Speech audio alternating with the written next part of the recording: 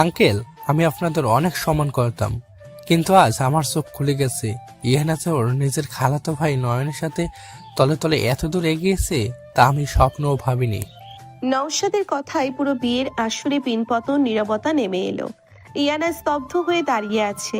তার পরনে লাল সাদা ট্র্যাডিশনাল শাড়িটা যেন আজ তাকে উপহাস করছে। তার ফর্সা সুন্দর মুখ আর মেহেদি রাঙানো ফর্সা হাতগুলো অপমানে থরথর করে কাঁপছে। প্রজেক্টরের বিশাল পর্দায় ভাসছে ইয়ানা এবং নয়নের একটি আপত্তিকর ছবি, যেখানে ইয়ানা অচেতন অবস্থায় নয়নের বুকে মাথা রেখে পড়ে আছে। নওশাদ, এসব কি বলছো তুমি? আমার মেয়ে এমন হতেই পারে না, নিশ্চয়ই কোনো ভুল হয়েছে। ছবি তো আর মিথ্যা বলছে না আঙ্কেল। আপনার মেয়ে এই ছোট ছেলেটার সাথে নোংরামি করছে, আর আমাকে বলির পাঠা বানিয়ে আমার টাকায় রাজত্ব করতে চাচ্ছিল। আমি এই চরিত্রহীন মেয়েকে বিয়ে করতে পারবো না। নওশাদ, মুখ সামলে কথা বলো। তুমি মিথ্যা বলছো। তুমি ভালো করে জানো নয়নকে আমি নিজের ছোট ভাইয়ের মতো দেখি। ও আমার থেকে 2 বছরের ছোট। ওর সাথে আমার এমন ছবি কোথা থেকে এলো? ইয়ানা দ্রুত পায়ে নওশাদের সামনে গিয়ে দাঁড়ানো। তার চোখের কোণায় জল টলমল করছে, কিন্তু আত্মসম্মানে আঘাত লাগায় চোখের জল সে আটকে রেখেছে। ও, এখন সত্যি স্বামী স্ত্রী সাজার চেষ্টা করছো? কাল রাতে কোথায় ছিলে তুমি? আর এই নয়ন তোমার রুমে কি করছিল? কাল রাতে তুমিই তো আমাকে জুস দিয়েছিলে। তারপর আমার মাথা ঘুরে যায়। আমি আর কিছু জানি না। নয়ন, তুই কিছু বলছিস না কেন? তুই সবাইকে সত্যিটা বল। ইয়ানা অসহায় দৃষ্টিতে নয়নের দিকে তাকালো। নয়ন মাথা নিচু করে এক কোণায় দাঁড়িয়ে আছে, তার 2 হাত মুষ্টিবদ্ধ। নয়নের মনে পড়ল গত শরতের কথা, যখন ইয়ানা কাশফুল বনে পম্পাস ঘাস ভাতে দাঁড়িয়েছিল। বাতাসে উড়ছিল তার রেশমি চুল, ঠিক যেন এক দেবী। সেই পবিত্র মেয়েটাকে আজ সবাই সবার সামনে চরিত্রহীনের তকমা দিচ্ছে, অথচ নয়ন কিছুই করতে পারছে না। কারণ কাল রাতে নওশাদে ইয়ানাকে ঔষধ মেশানো জুস খাইয়েছিল, আর নয়ন ইয়ানাকে পড়ে যেতে দেখে ধরতে গিয়েছিল। কিন্তু নওশাদ আগে থেকেই ক্যামেরার ফাঁদ পেতে রেখেছিল। আজ যদি নয়ন সত্যিটা বলে, নওশাদ হয়তো আরো নোংরা কোনো প্রমাণ হাজির করবে, যা ইয়ানাকে পুরোপুরি শেষ করে দেবে। ইয়ানা, তুই চুপ করবি? তুই আমাদের মান সম্মান সব মাটিতে মিশিয়ে দিয়েছিস। আফরোজা বেগম ছুটে এসে ইয়ানার গালে সজোরে এক থাপ্পড় বসিয়ে দিলেন। থাপ্পড়ের বেগে ইয়ানা ফ্লোরে পড়ে যেতে নিলে নয়ন ছুটে এসে তাকে ধরে ফেলে। খবরদার, আমার মেয়েকে একদম স্পর্শ করবি না তুই। শাহরিয়ার সাহেব এসে নয়নের কলার চেপে ধরে সজোরে এক ঘুষি মারলেন নয়নের মুখে। নয়নের ঠোঁট কেটে রক্ত বের হয়ে গেল, কিন্তু সে টুস শব্দটিও করল না। ইয়ানা চিৎকার করে উঠল। আব্বু, প্লিজ মেরো না ওকে। ও তো নির্দোষ। আমি জানি ও কিছু করেনি। তুই চুপ কর বেহায়া মেয়ে। তোর জন্য আজ সমাজের মানুষের সামনে আমাকে মাথা নিচু করে দাঁড়াতে হচ্ছে। এই ছেলে তোর খালাতো ভাই, তোর থেকে বয়সে ছোট, আর তুই ওর সাথে ছি, ভাবতেই ঘেন্না হচ্ছে। আঙ্কেল, আপনাদের ফ্যামিলির এই নোংরামের মধ্যে আমি আর থাকতে চাই না। আমি চললাম। নওশাদ তার পরিবার নিয়ে বিয়ের আসর থেকে বেরিয়ে গেল। যাওয়ার আগে নয়নের দিকে তাকিয়ে একটা শয়তানি হাসি দিয়ে গেল সে। ইয়ানা ফ্লোরে বসে ডুকরে কেঁদে উঠল।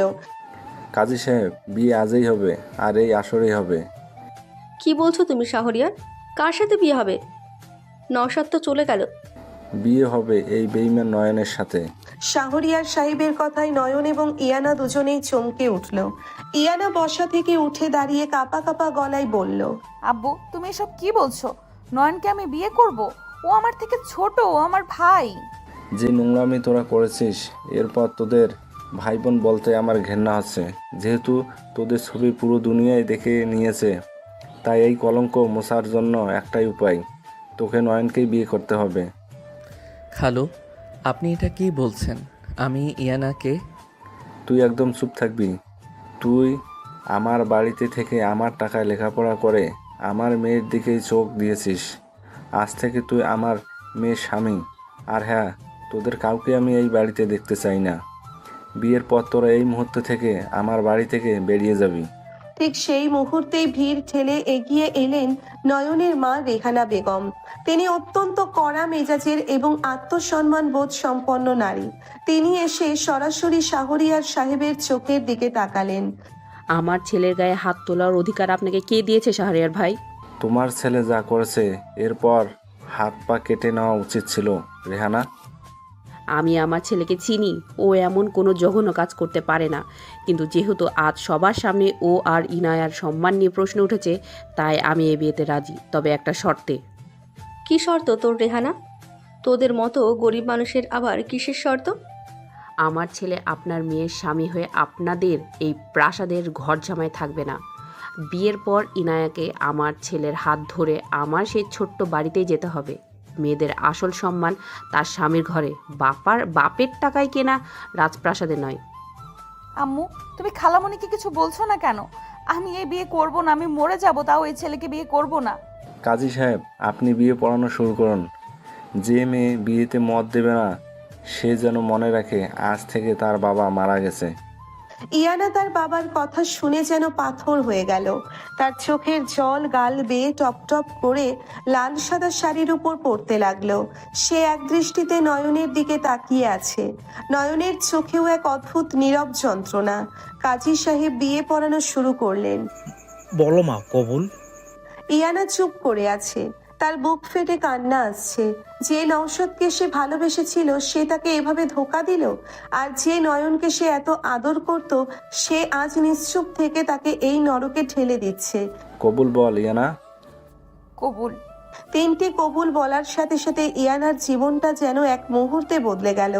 সে এখন তার থেকে 2 বছরের ছোট নয়নের স্ত্রী। রেহানা বেগম ইয়ানার হাত ধরে নয়নের পাশে দাঁড় করালেন।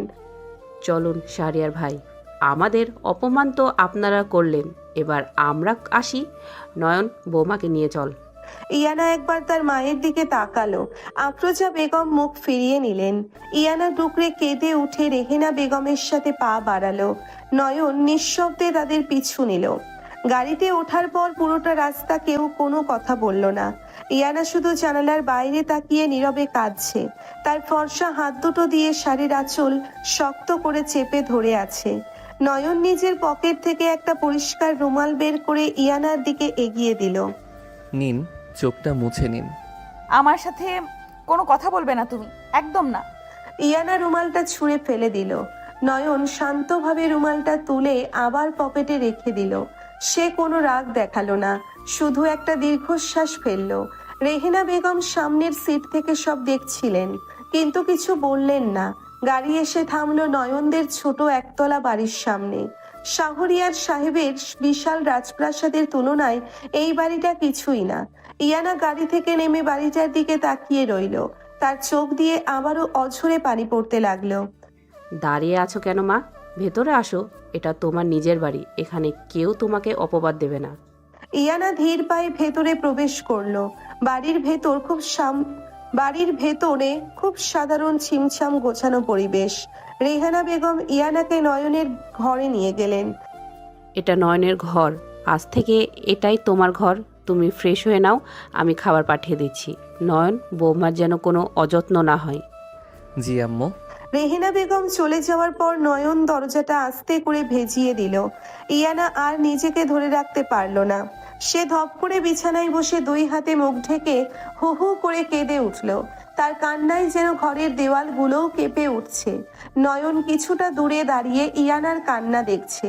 তার নিজের বুকটাও ফেটে যাচ্ছে, কিন্তু সে জানে এখন ইয়ানাকে সান্ত্বনা দিতে গেলে সে আরো বেশি রেগে যাবে। কেন করলে তুমি এমন? কেন? ইয়ানা হঠাৎ মুখ তুলে নয়নের দিকে তাকিয়ে চিৎকার করে উঠল।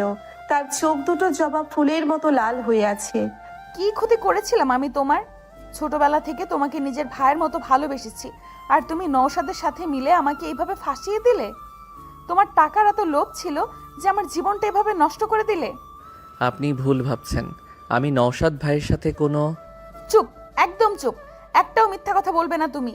তুমি যদি নির্দোষ হতে তাহলে সবার সামনে চুপ করে থাকতে না।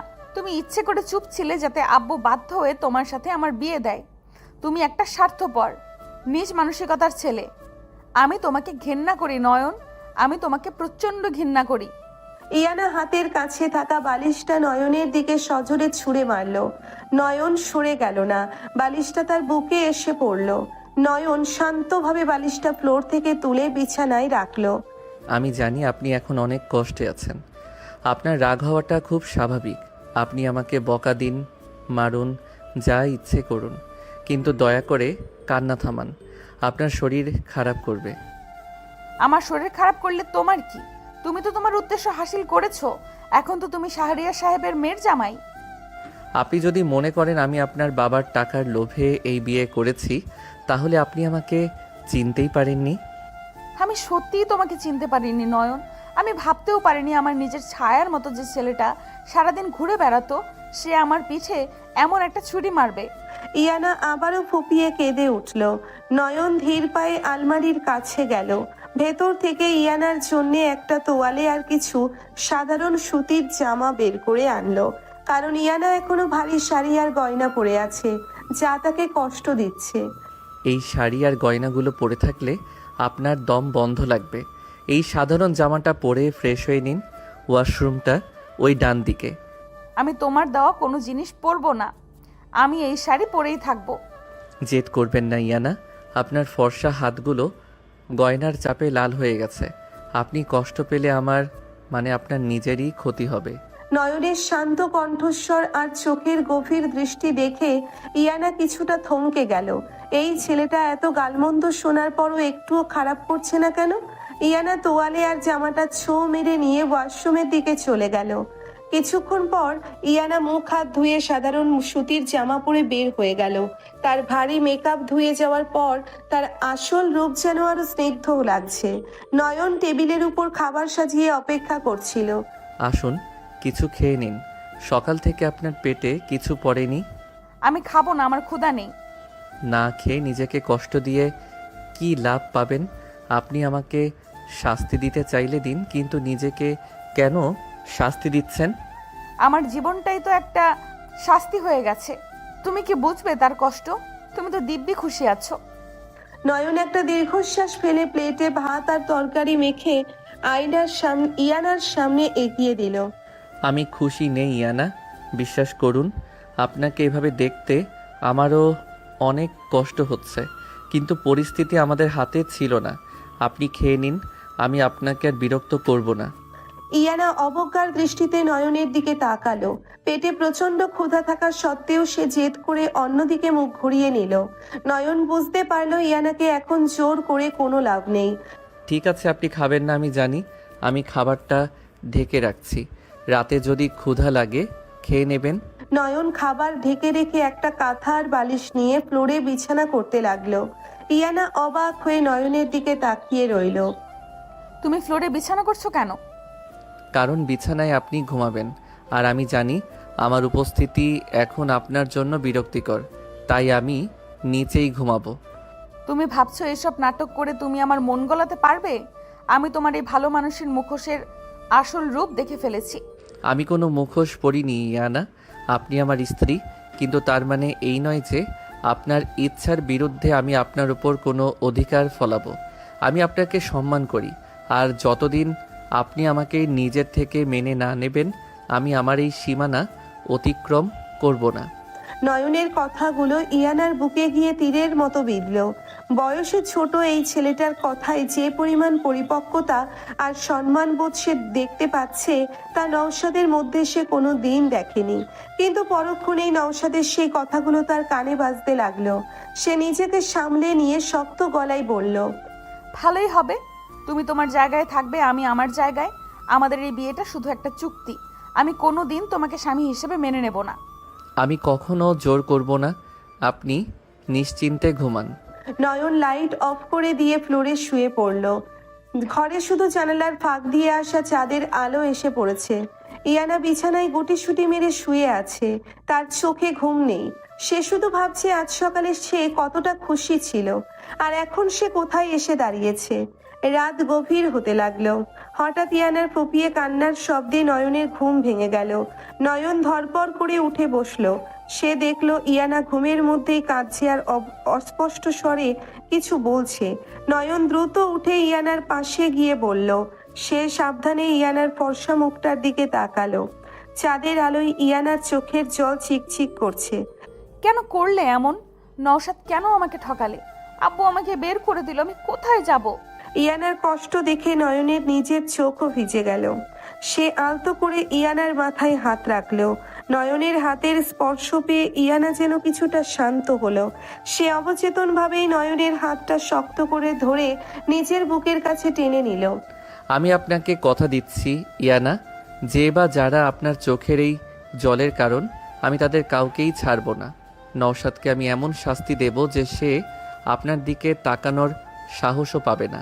আপনাকে আমি আপনার হারানো সম্মান, আপনার বাবার ভালোবাসা সব ফিরিয়ে দেব। শুধু একটু ধৈর্য ধরুন। আপনার এই আদুরের ছোট ভাইটা যে কবে আপনার প্রেমে পাগল হয়ে গেছে তা আপনি কোনোদিন বোঝেননি। আর আজ যখন আপনি আমার স্ত্রী, তখন আপনার সব কষ্ট দূর করার দায়িত্ব আমার। নয়ন অতি সন্তর্পণে ইয়ানার চুলে বিলি কেটে দিতে লাগলো। ইয়ানার কান্না ধীরে ধীরে থেমে গেল। সে এক গভীর প্রশান্তিতে ঘুমিয়ে পড়ল। নয়ন সারা রাত ফ্লোরে বসে ইয়ানার হাত ধরে তার দিকে মুগ্ধ দৃষ্টিতে তাকিয়ে রইল। ভোরের স্নিগ্ধ আলো জানালার গ্রিল গলে বিছানায় এসে পড়েছে। ইয়ানার ঘুম ভাঙল পাখির কিচির মিচির শব্দে। চোখ খুলে সে কিছুক্ষণ ছাদের দিকে তাকিয়ে রইল। রাজকীয় ঝাড়বাতির বদলে একটি সাধারণ ফ্যান ঘুরছে। গত রাতের ভয়ঙ্কর স্মৃতিগুলো হুড়মুড় করে তার মস্তিষ্কে আঘাত করলো। সে ধরপড় করে উঠে বসলো। ফ্লোরের দিকে তাকিয়ে দেখলো নয়ন সেখানে নেই। বিছানা পরিপাটি করে গোছানো। ইয়ানার বুকের ভেতরটা অদ্ভুত এক শূন্যতায় ভরে গেল। ঠিক তখনই দরজায় টোকা পড়ল। আমি কি ভেতরে আসতে পারি? দরজা তো খোলাই আছে, অনুমতি নেওয়ার কি নাটক করছো? নয়ন ধীর পায়ে ভেতরে প্রবেশ করলো। তার হাতে এক কাপ ধোয়া ওঠা চা, পরনে একটি সাধারণ সাদা শার্ট আর কালো প্যান্ট। তার চোখের নিচে হালকা কালি, দেখেই বোঝা যাচ্ছে সারা রাত সে ঘুমায়নি। আপনার জন্য চা এনেছি, চিনি ছাড়া কড়া লিকারের চা, যেমনটা আপনি সকালে খেতে পছন্দ করেন। তুমি জানলে কি করে আমি চিনি ছাড়া কড়া লিকারের চা খাই? আমি আপনার সম্পর্কে অনেক কিছুই জানি ইয়ানা। আপনি ছোটবেলা থেকেই সকালের চায়ে চিনি অপছন্দ করেন। চাটা খেয়ে নিন, মাথা ব্যথা কমবে। আমার মাথা ব্যথা করুক বা আমি মরে যাই, তাতে তোমার কি? তুমি তো তোমার গেম খেলে জিতে গেছো। এখন এইসব দরদ দেখানোর কোনো মানে হয় না। আমি তোমার হাতে চা খাবো না। আপনি চা খাবেন না সেটা আপনার ব্যক্তিগত ব্যাপার, তবে আমি আমার দায়িত্ব পালন করব। চা টেবিলে রাখা হইল। আর হ্যাঁ, আমি কাজে যাচ্ছি, ফিরতে হয়তো সন্ধ্যা হবে। আপনার কিছু লাগলে মৃত্তিকা ভাবিকে বলতে পারেন। তুমি কাজে যাচ্ছ মানে? তুমি তো আব্বুর কোম্পানিতে কাজ করতে, আব্বু তো তোমাকে বের করে দিয়েছে, তাহলে এখন কোথায় যাচ্ছ? একজন পুরুষের কাজ শুধু এক জায়গায় আটকে থাকে না ইয়ানা। আমার নিজের একটা পথ আছে। আপনি আমাকে নিয়ে এত ভাববেন না। আপনি নিজের যত্ন নিন। নয়নার কোনো কথা না বাড়িয়ে শান্ত পায়ে ঘর থেকে বেরিয়ে গেল। ইয়ানা অবাক হয়ে দরজার দিকে তাকিয়ে রইল। এই বয়সে ছোট ছেলেটার মধ্যে এত গাম্ভীর্য আর আত্মবিশ্বাস সে আগে কখনো দেখেনি। ইয়ানা বিছানা থেকে উঠে টেবিলের কাছে গেল। চাটা থেকে সুন্দর একটা সুবাস আসছে। প্রচন্ড মাথা ব্যথার কারণে সে বাধ্য হয়েই চাতে চুমুক দিল। আশ্চর্যের বিষয় হলো চাটা ঠিক তার মনের মতো হয়েছে। এমন নিখুঁত চা শাহরিয়ার সাহেবের বাড়ির দামি বাবুর্চিরাও বানাতে পারে না। চা শেষ হতেই দরজায় আবার নক করলো। ভিতরে আসবো ইয়ানা? আসুন। মৃত্তিকা হাসি মুখে ভেতরে প্রবেশ করলো। তার হাতে একটি সুন্দর শাড়ি। মৃত্তিকা ইয়ানার দিকে তাকিয়ে মুগ্ধ চোখে হাসলো। কাল রাতে তো তোমার সাথে ভালো করে কথাই বলা হলো না। আমি তোমার তানজিম ভাইয়ের বউ, মানে বড় ভাবি। জি ভাবি, আমি আপনাকে চিনি, কিন্তু আমার এখানে থাকার কথা তো। আরে বোকামি, এটা তো তোমারও বাড়ি। আর কাল তো তুমি তাড়াহুড়ো করে কিছুই আনতে পারোনি, তাই আমি তোমার জন্য এই ট্র্যাডিশনাল লাল সাদা শাড়িটা নিয়ে এসেছি। শাড়ি? কিন্তু ভাবি, আমি এখন এইসব। কোনো কিন্তু নয় ইয়ানা, শাড়িটা আমি তোমার জন্য পছন্দ করে এনেছি। জানো, তোমার গায়ের রং এত নিখুঁত ফর্সা, আর মুখের রঙের সাথে তোমার হাতের রঙের কি অদ্ভুত মিল। এই ট্র্যাডিশনাল লাল সাদা শাড়িতে তোমাকে একদম পরীর মতো লাগবে। আর শাড়ির কুচিগুলো আর আঁচল আমি নিজে খুব নিখুঁতভাবে পরিয়ে দেব। দেখবে পারফেক্ট একটা লুক আসবে। তুমি তো জানোই, শাড়ি ঠিক মতো না পরালে পুরো সৌন্দর্যটাই নষ্ট হয়ে যায়। কিন্তু ভাবি, আমার একদম ইচ্ছে করছে না সাজতে। আমার জীবনটা ধ্বংস হয়ে গেছে। জীবন এত সহজে ধ্বংস হয় না বোন। নয়ন ছেলেটাকে তুমি যতটা খারাপ ভাবছো, ও ততটাও খারাপ নয়। তুমি ফ্রেশ হয়ে নাও, আমি তোমাকে শাড়ি পরিয়ে দিচ্ছি। নয়নের মা মানে তোমার শাশুড়ি, কিন্তু সকাল সকাল দেরি করে ওঠা পছন্দ করেন না। মৃত্তিকার এত আন্তরিকতা আর মিষ্টি কথায় ইয়ানা আর না করতে পারল না। সে ফ্রেশ হয়ে আসার পর মৃত্তিকা খুব যত্ন নিয়ে নিখুঁত ভাজে ভাজে তাকে লাল সাদা শাড়িটা পরিয়ে দিল। আয়নায় নিজেকে দেখে ইয়ানা নিজেই অবাক হয়ে গেল। শাড়িটা যেন তার গায়ের ফর্সা রঙের সাথে মিশে এক অদ্ভুত স্নিগ্ধতা তৈরি করেছে। মাশাল্লাহ, কারণ নজর না লাগে আমার যাকে। চলো এবার, মা খাবার টেবিলে অপেক্ষা করছেন। ইয়ানা ধীর পায়ে মৃত্তিকার সাথে ডাইনিং স্পেসে গেল। ছোট একটা টেবিল, কিন্তু খুব পরিপাটি করে সাজানো। রেহেনা বেগম গম্ভীর মুখে বসে আছেন। ইয়ানাকে দেখে তিনি ইশারায় বসতে বললেন। বসো ইনায়া, এই বাড়িতে সকালের নাস্তা 8টার মধ্যে শেষ করতে হয়। আজ তোমার প্রথম দিন, তাই ছাড় দিলাম। কাল থেকে নিয়ম মেনে চলবে। জি। মৃত্তিকা, বৌমাকে খাবার দাও। আর শোনো ইয়ানা, তুমি বড় ঘরের মেয়ে, এখানকার সাধারণ খাবার তোমার হয়তো মুখে রুচবে না, কিন্তু না খেলে শরীর খারাপ করলে আমি সেটা সহ্য করব না। তোমার বাবার বাড়িতে তুমি যা ইচ্ছে করেছো, এখানে তোমার স্বাস্থ্য আর সম্মানের দায়িত্ব আমার। আমি খেয়ে নেব। ইয়ানা অবাক হয়ে ভাবছে তার ফুপু বা অন্য ধনী আত্মীয়দের মতো এই মহিলা তাকে নিয়ে কোনো খোঁটা দিচ্ছে না। শাসন করছেন ঠিকই, কিন্তু তার মধ্যে একটা অদ্ভুত মায়া আছে। ইয়ানা নিঃশব্দে রুটি আর সবজি খেতে শুরু করলো। খাবারটা সাদামাটা হলেও স্বাদ খুব ভালো। দুপুর গড়িয়ে বিকেল হলো। ইয়ানা নিজের ঘরে বসে জানালা দিয়ে বাইরের আকাশ দেখছে। তার মনে পড়ে যাচ্ছে বাবার বাড়ির কথা, তার নিজের রাজকীয় রুমটার কথা, আর মনে পড়ছে নওশাদের সেই বেইমানি ভরা হাসিটা। ইয়ানার চোখের কোণ বেয়ে এক ফোঁটা জল গড়িয়ে পড়লো। হঠাৎ বাইরের ঘরে হাসির শব্দ শুনে ইয়ানা দরজা সামান্য ফাঁক করলো। দেখলো নয়ন কাছ থেকে ফিরেছে, আর তার সামনে দাঁড়িয়ে আছে তানিয়া। তানিয়া নয়নের ফুফাতো বোন। নয়ন ভাইয়া, তুমি এত ঘেমে নিয়ে একাকার হয়ে গেছো, দেখি আমাকে ব্যাগটা দাও। আরে তানিয়া, তুই তুই কখন এলি? ব্যাগটা রাখ, আমি নিচ্ছি। আমি তো দুপুরে এসেছি, আর তুমি আমাকে ব্যাগ ধরতে দেবে না কেন? আমি কি পর নাকি? দাঁড়াও, তোমার কপালে কত ঘাম, আমি মুছে দিচ্ছি। তানিয়া তার ওড়না দিয়ে নয়নের কপালের ঘাম মুছতে গেল। নয়ন কিছুটা অস্বস্তিতে পিছিয়ে গেল, কিন্তু তানিয়া জোর করেই মুছিয়ে দিতে চাইল। দরজার ফাঁক দিয়ে এই দৃশ্য দেখে ইয়ানার বুকের ভেতর হঠাৎ করে যেন আগুন জ্বলে উঠল। একটা অদ্ভুত রাগ আর জেদ এসে ভর করলো তার মস্তিষ্কে। সে কেন রেগে যাচ্ছে সে নিজেই বুঝতে পারছে না। এই মেয়েটা নয়নের এত কাছে কেন যাচ্ছে? আর নয়নই বা ওকে কেন প্রশ্রয় দিচ্ছে? নয়ন তো বিবাহিত। ও মনে পড়েছে, নয়ন তো আমাকে বিয়ে করেছে শুধু আব্বুর টাকার জন্য। এখন আবার এই তানিয়ার সাথে প্রেমলীলা চলছে। ইয়ানা আর নিজেকে আটকে রাখতে পারল না। সে সজোরে দরজা খুলে ড্রয়িং রুমে এসে দাঁড়ালো। তার নিখুঁত লাল সাদা শাড়ি আর রাগী চেহারায় তাকে অগ্নিমূর্তির মতো দেখাচ্ছিল। তানিয়া, তোমার ওড়নাটা নিজের কাছেই রাখো। আমার স্বামীর যত্ন কিভাবে নিতে হয় সেটা আমি খুব ভালো করেই জানি। ইয়ানার কথা শুনে নয়ন এবং তানিয়া দুজনেই চমকে তাকালো। নয়নের চোখে এক অদ্ভুত বিস্ময়। ইয়ানা তাকে আমার স্বামী বলে দাবি করেছে, এটা নয়নের কাছে স্বপ্নের মতো মনে হলো। ইয়ানা আপু, মানে ভাবি, আমি তো শুধু ভাইয়ার ঘাম মোছার জন্য এই বাড়িতে পরিষ্কার তোয়ালে আছে, তোমার এই নোংরা ওড়নার কোনো প্রয়োজন নেই। আর নয়ন, তুমি ঘরে এসো, আমি তোমার জন্য ফ্রেশ পানি দিচ্ছি। ইয়ানা কড়া গলায় কথাগুলো বলে নয়নের হাত ধরে এক প্রকার টেনেই নিজের ঘরের দিকে নিয়ে গেল। তানিয়া রাগে ফুঁসতে ফুঁসতে সেখান থেকে চলে গেল। ঘরে ঢুকেই ইয়ানা নয়নের হাতটা সজোরে ছেড়ে দিল। আপনি তানিয়ার সাথে এভাবে কথা বললেন কেন? ও তো ছোট মানুষ। ছোট মানুষ? তোমার ঘাম মুছিয়ে দেওয়ার এত দরদর উতলে উঠছে কেন? আর তুমিও তো খুব গলে যাচ্ছিলে। আমি গলে যাচ্ছিলাম না ইয়ানা, আমি নিজেই অস্বস্তিতে ছিলাম, কিন্তু আপনি হঠাৎ করে এসে আমাকে স্বামী বলে অধিকার খাটালেন যে। আমি তো ভেবেছিলাম আপনি এই বিয়েটা মানেন না।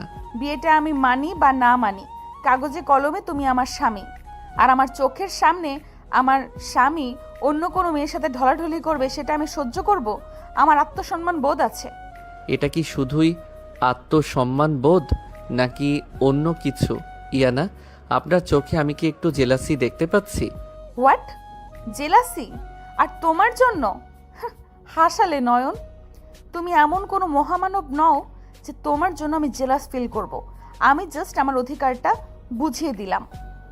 এখন যাও, গিয়ে গোসল করো, তোমার ঘামের গন্ধে আমার বমি আসছে। ইয়ানা মুখ ঘুরিয়ে জানালার দিকে চলে গেল। নয়ন মিটিমিটি হেসে ওয়াশরুমের দিকে পা বাড়ালো। সে বুঝতে পারছে ইয়ানার এই জেদ আর রাগের আড়ালে একটা অদ্ভুত মায়া জন্ম নিতে শুরু করেছে।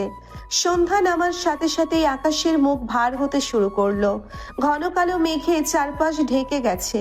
হঠাৎ করেই দমকা হাওয়া আর সাথে মুষলধারে বৃষ্টি শুরু হলো। বৃষ্টির সাথে শুরু হলো ভয়ঙ্কর মেঘের গর্জন। বিদ্যুৎ চমকানোর আলোয় পুরো ঘরটা ক্ষণে ক্ষণে আলোকিত হয়ে উঠছে।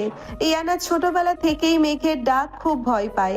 সে ভয়ে বিছানার এক কোণায় গুটিসুটি মেরে বসে দুই হাতে কান চেপে ধরলো। আল্লাহ, এত জোরে বাজ পড়ছে কেন? নয়ন, নয়ন কোথায় তুমি? নয়ন বারান্দায় ছিল। ইয়ানার চিৎকার শুনে সে দৌড়ে ঘরে এলো। ঠিক তখনই কারেন্ট চলে গেল। পুরো ঘর ঘুটঘুটে অন্ধকার। হঠাৎ বিকট শব্দে একটা বাজ পড়ল। আহ! ইয়ানা ভয়ে লাফ দিয়ে খাট থেকে নেমে দৌড়তে গিয়ে অন্ধকারের মধ্যে নয়নের বুকের উপর আছড়ে পড়ল। নয়ন সাথে সাথে তার বলিষ্ঠ দুই হাত দিয়ে ইয়ানাকে শক্ত করে জড়িয়ে ধরল। ইয়ানা ভয়ে নয়নের শার্ট খামচে ধরে তার বুকের মধ্যে মুখ লুকালো। ভয় পাবেন না ইয়ানা, আমি আছি, আমি আপনার সাথে আছি, কিচ্ছু হবে না। নয়ন, আমার খুব ভয় করছে, প্লিজ আমাকে ছেড়ে যেও না। আমি কোথাও যাব না, আপনি শান্ত হন, আমি আপনাকে ধরে আছি।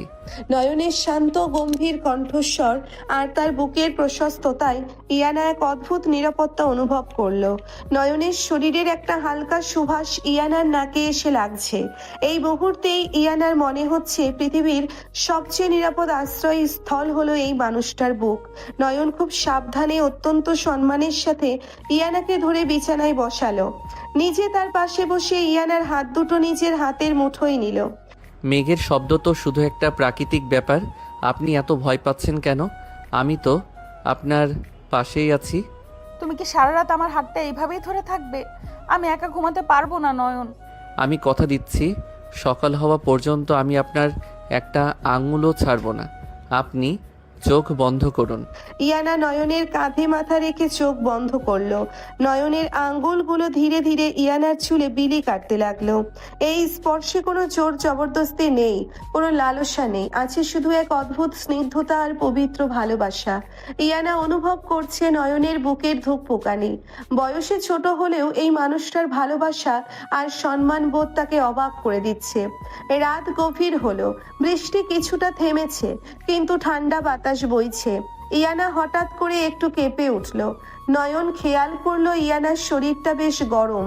বিকেলে জানালার পাশে দাঁড়িয়ে থাকায় হয়তো ঠান্ডা লেগেছে। নয়ন দ্রুত ইয়ানার কপালে হাত দিয়ে চমকে উঠল। ইয়ানা, আপনার তো প্রচণ্ড জ্বর এসেছে, গা পুড়ে যাচ্ছে একদম। আমার খুব শীত করছে নয়ন। নয়ন তাড়াতাড়ি বিছানা থেকে উঠে একটা মোটা কাঁথা এনে ইয়ানার গায়ে খুব যত্ন করে জড়িয়ে দিল। তারপর রান্নাঘর থেকে একটা বাটিতে পানি আর একটা পরিষ্কার সুতির কাপড় নিয়ে এলো। সে বিছানায় ইয়ানার মাথার কাছে বসে কাপড়টা ভিজিয়ে নিংড়ে ইয়ানার ফর্সা কপালে জলপট্টি দিতে শুরু করলো। আমি জলপট্টি দিচ্ছি, একটু পরেই জ্বর কমে যাবে, আপনি আরাম করে ঘুমান। তুমি ঘুমাবে না? আপনি অসুস্থ আর আমি ঘুমাবো? আমার তো আপনার কষ্ট দেখে নিজেরই কষ্ট হচ্ছে। আপনি চুপ করে শুয়ে থাকুন, কথা বলবেন না। নয়ন একটানা জলপট্টি দিয়ে যাচ্ছে। ইয়ানা আধো ঘুরে চোখ মেলে নয়নের দিকে তাকালো। চাঁদের ম্লান আলোতে নয়নের মুখটা খুব মায়াবী লাগছে। বিন্দু বিন্দু জল জমে আছে নয়নের কপালে। ইয়ানা তার কাঁপা কাঁপা ফর্সা হাতটা বের করে নয়নের কপালে রাখলো। তুমি এত ভালো কেন নয়ন? আমার সাথে এত খারাপ হওয়ার পরও তুমি কেন আমাকে এত যত্ন করছো? কারণ আপনি আমার দায়িত্ব ইয়ানা, আর দায়িত্বের চেয়েও বড় কথা আপনি আমার। তোমার কি বলো নয়ন? কিছু না, আপনি ঘুমান, জ্বরটা এখনো নামেনি। তুমি কি আমাকে ভালোবাসো নয়ন? সেই ছোটবেলা থেকে তুমি আমাকে লুকিয়ে লুকিয়ে দেখতে, আমার প্রতিটি জেদ সহ্য করতে। আমি কি কিছুই বুঝতাম না ভেবেছো? ইয়ানার সরাসরি প্রশ্নে নয়নের হাত থেমে গেল। সে অবাক দৃষ্টিতে ইয়ানার চোখের দিকে তাকালো। ইয়ানার চোখে আজ কোনো রাগ নেই, কোনো ঘৃণা নেই, আছে এক তীব্র অধিকার বোধ আর জানার আকাঙ্ক্ষা। আমি আপনাকে সম্মান করি ইয়ানা, আপনার এই দুর্বল মুহূর্তে আমি কোনো আবেগের কথা বলে আপনার সহানুভূতি নিতে চাই না। তুমি সত্যিই বড্ড আনরোম্যান্টিক নয়ন। একটা মেয়ে এত করে জিজ্ঞেস করছে আর তুমি গম্ভীর হয়ে জ্ঞান দিচ্ছ? ইয়ানা হালকা হেসে নয়নের হাতটা নিজের গালের কাছে টেনে নিল। নয়ন অনুভব করলো ইয়ানার গালের উষ্ণতা। নয়ন আর নিজেকে ধরে রাখতে পারলো না। সে ধীর গলায় ফিসফিস করে বলল, হ্যাঁ, আমি আপনাকে ভালোবাসি ইয়ানা। আমার জীবনের প্রতিটি নিঃশ্বাসে আপনার নাম লেখা আছে। আপনি যখন আমাকে ঘৃণা করেন তখন আমার বুকটা ফেটে যায়, কিন্তু আমি আমার এই ভালোবাসা আপনার উপর কখনো চাপিয়ে দেব না। যতদিন না আপনি নিজে থেকে আমাকে আপনার স্বামী হিসেবে মেনে নেবেন, ততদিন আমি শুধু আপনার এই ছায়া হয়েই থাকবো। ছায়া হয়ে থাকলে তো চলবে না মশাই। ছায়াকে তো ধরা যায় না, ছোঁয়া যায় না। আমি তো একজন জলজ্যান্ত স্বামী চাই, যে আমাকে শাসন করবে, আদর করবে, আর তানিয়ার মতো মেয়েদের থেকে 100 হাত দূরে থাকবে। ইয়ানার কথা শুনে নয়ন অবাক হয়ে হাসলো। জ্বরের ঘোরে ইয়ানার এই আদুরে আবদারগুলো নয়নের বুকের ভেতর এক শীতল স্রোত বইয়ে দিল। নয়ন জলপট্টির কাপড়টা রেখে ইয়ানার কপালে আলতো করে নিজের ঠোঁট ছুঁয়ে দিল। তানিয়া, কেন? পৃথিবীর কোনো মেয়ের দিকে তাকানোর কোনো ইচ্ছে আমার নেই। আমার পৃথিবী তো এই ছোট্ট ঘরটার মধ্যেই আটকে আছে। সত্যি বলছো নাকি ওই নওশাদের মতো? নওশাদের সাথে আমার তুলনা করবেন না ইয়ানা। আমি নয়ন, আমি যা বলি তা জীবন দিয়ে হলেও রক্ষা করি। আপনি নিশ্চিন্তে ঘুমান, আপনার এই নয়ন আপনাকে কখনো ঠকাবে না। ইয়ানা এক অদ্ভুত মানসিক শান্তি নিয়ে চোখ বন্ধ করলো। যে শান্তি সে গত 3 বছরে শাহরিয়ার সাহেবের বিশাল প্রাসাদেও পায়নি, সেই শান্তি আজ সেই ছোট্ট ঘরের বিছানায় বয়সে ছোট এই স্বামীর জলপট্টির স্পর্শে খুঁজে পেল। ধীরে ধীরে ভোরের আলো ফুটতে শুরু করলো। নয়ন সারা রাত চোখের পাতা এক না করে ইয়ানার শিয়রে বসে রইল, তার আদরে স্ত্রীর জ্বর কমার অপেক্ষায়। সকালের বৃষ্টি রোদ জানালার গ্রিল গলে ইয়ানার মুখের উপর এসে পড়েছে। ভোরের স্নিগ্ধ বাতাসে ঘরের পর্দাগুলো হালকা উঠছে। ইয়ানা ধীরে ধীরে চোখ মেলল। গতকাল রাতের সেই ভয়ঙ্কর জ্বর, শরীর ব্যথা এখন আর নেই। একটা অদ্ভুত সতেজতা অনুভব করছে সে। চোখ পুরোপুরি খুলতেই সে দেখল নয়ন বিছানার এক কোণায় ফ্লোরে হেলান দিয়ে বসে আছে। তার একটা হাত ইয়ানার মাথার কাছে, হাতে জলপট্টির কাপড়টা এখনো ধরা। সারা রাত একটানা জেগে থাকার কারণে ছেলেটার চোখ দুটো লাল হয়ে আছে, আর ঘাড়টা একদিকে বেঁকে সে গভীর ঘুমে আচ্ছন্ন। সারা রাত ছেলেটা এইভাবেই বসেছিল আমার জন্য, এক ফোঁটাও ঘুমায়নি। অথচ আমি ওকে কত কটু কথা বলেছি। বয়সে ছোট হলেও ওর মনের বিশালতা আকাশকেও হার মানায়। কাল রাতে জ্বরের ঘোরে ও আমাকে যা বলেছে, সত্যি কি ও আমাকে এত ভালোবাসে? ইয়ানা খুব সন্তর্পণে বিছানা থেকে উঠে নয়নের পাশে গিয়ে বসলো। নয়নের ঘুমন্ত মুখের দিকে তাকিয়ে তার বুকের ভেতরটা এক অজানা আবেগে মোচড় দিয়ে উঠল। সে নিজের ফর্সা হাতটা বাড়িয়ে নয়নের কপালের উপর পড়ে থাকা চুলগুলো সরিয়ে দিল। ইয়ানার হাতের আলতো স্পর্শ পেয়েই নয়ন ধরফর করে জেগে উঠল। ইয়ানা, কি হলো? শরীর খারাপ লাগছে আবার? জ্বর কি আবার বেড়েছে? আমি ডাক্তার ডাকবো? আরে শান্ত হও, আমি ঠিক আছি, আমার কোনো জ্বর নেই। তুমি সারা রাত এইভাবে ফ্লোরে বসেছিলে কেন? তোমার তো ঘাড় ব্যথা হয়ে গেছে। আমার ঘাড় ব্যথা নিয়ে আপনাকে ভাবতে হবে না, আমি ঠিক আছি। আপনার জ্বর কমেছে দেখে ভালো লাগছে। আমি ফ্রেশ হয়ে নিচ্ছি। আজ আমাকে একটু তাড়াতাড়ি বের হতে হবে। নয়ন দ্রুত উঠে দাঁড়ানোর চেষ্টা করলো, কিন্তু সারা রাত একভাবে বসে থাকার কারণে তার পা অবশ হয়ে গিয়েছিল। সে টাল সামলাতে না পেরে পড়ে যেতে নিলে ইয়ানা 2 হাত বাড়িয়ে নয়নকে চাপটে ধরলো। নয়নের মাথাটা ইয়ানার বুকের কাছে এসে পড়ল। দুজনের নিঃশ্বাস একাকার হয়ে গেল। পুরো ঘরে এক পিনপতন নীরবতা। নয়ন দ্রুত নিজেকে সামলে নিয়ে এক পা পিছিয়ে গেল। আই এম সরি, পা অবশ্যই গিয়েছিল। আমি ইচ্ছে করে। আমি কি তোমাকে কিছু বলেছি নয়ন? তুমি এত ভয় পাচ্ছ কেন? তুমি তো আমার স্বামী, ইচ্ছে করে ধরলেও তো আমি কিছু বলতে পারি না, তাই না? ইয়ানার এমন শান্ত আর মিষ্টি কথায় নয়ন অবাক হয়ে তাকালো। কাল রাতে সেই রাগী জেদি ইয়ানার সাথে এই ইয়ানার যেন কোনো মিল নেই। নয়ন কিছু বুঝতে না পেরে মাথা নিচু করে ওয়াশরুমের দিকে চলে গেল। ইয়ানা নয়নের যাওয়ার দিকে তাকিয়ে একটা তৃপ্তির হাসি হাসলো। সকাল 10টা বাজে, নয়ন কাজে বেরিয়ে গেছে। ইয়ানা নিজের ঘরে বসে চুল আঁচড়াচ্ছে। এমন সময় বাইরে থেকে স্নেহার গলা শোনা গেল। স্নেহা ইয়ানার ছোটবেলার সবচেয়ে কাছের বান্ধবী। ইয়ানা, এই ইয়ানা, কই তুই? ইয়ানা দৌড়ে গিয়ে দরজার কাছে দাঁড়ালো।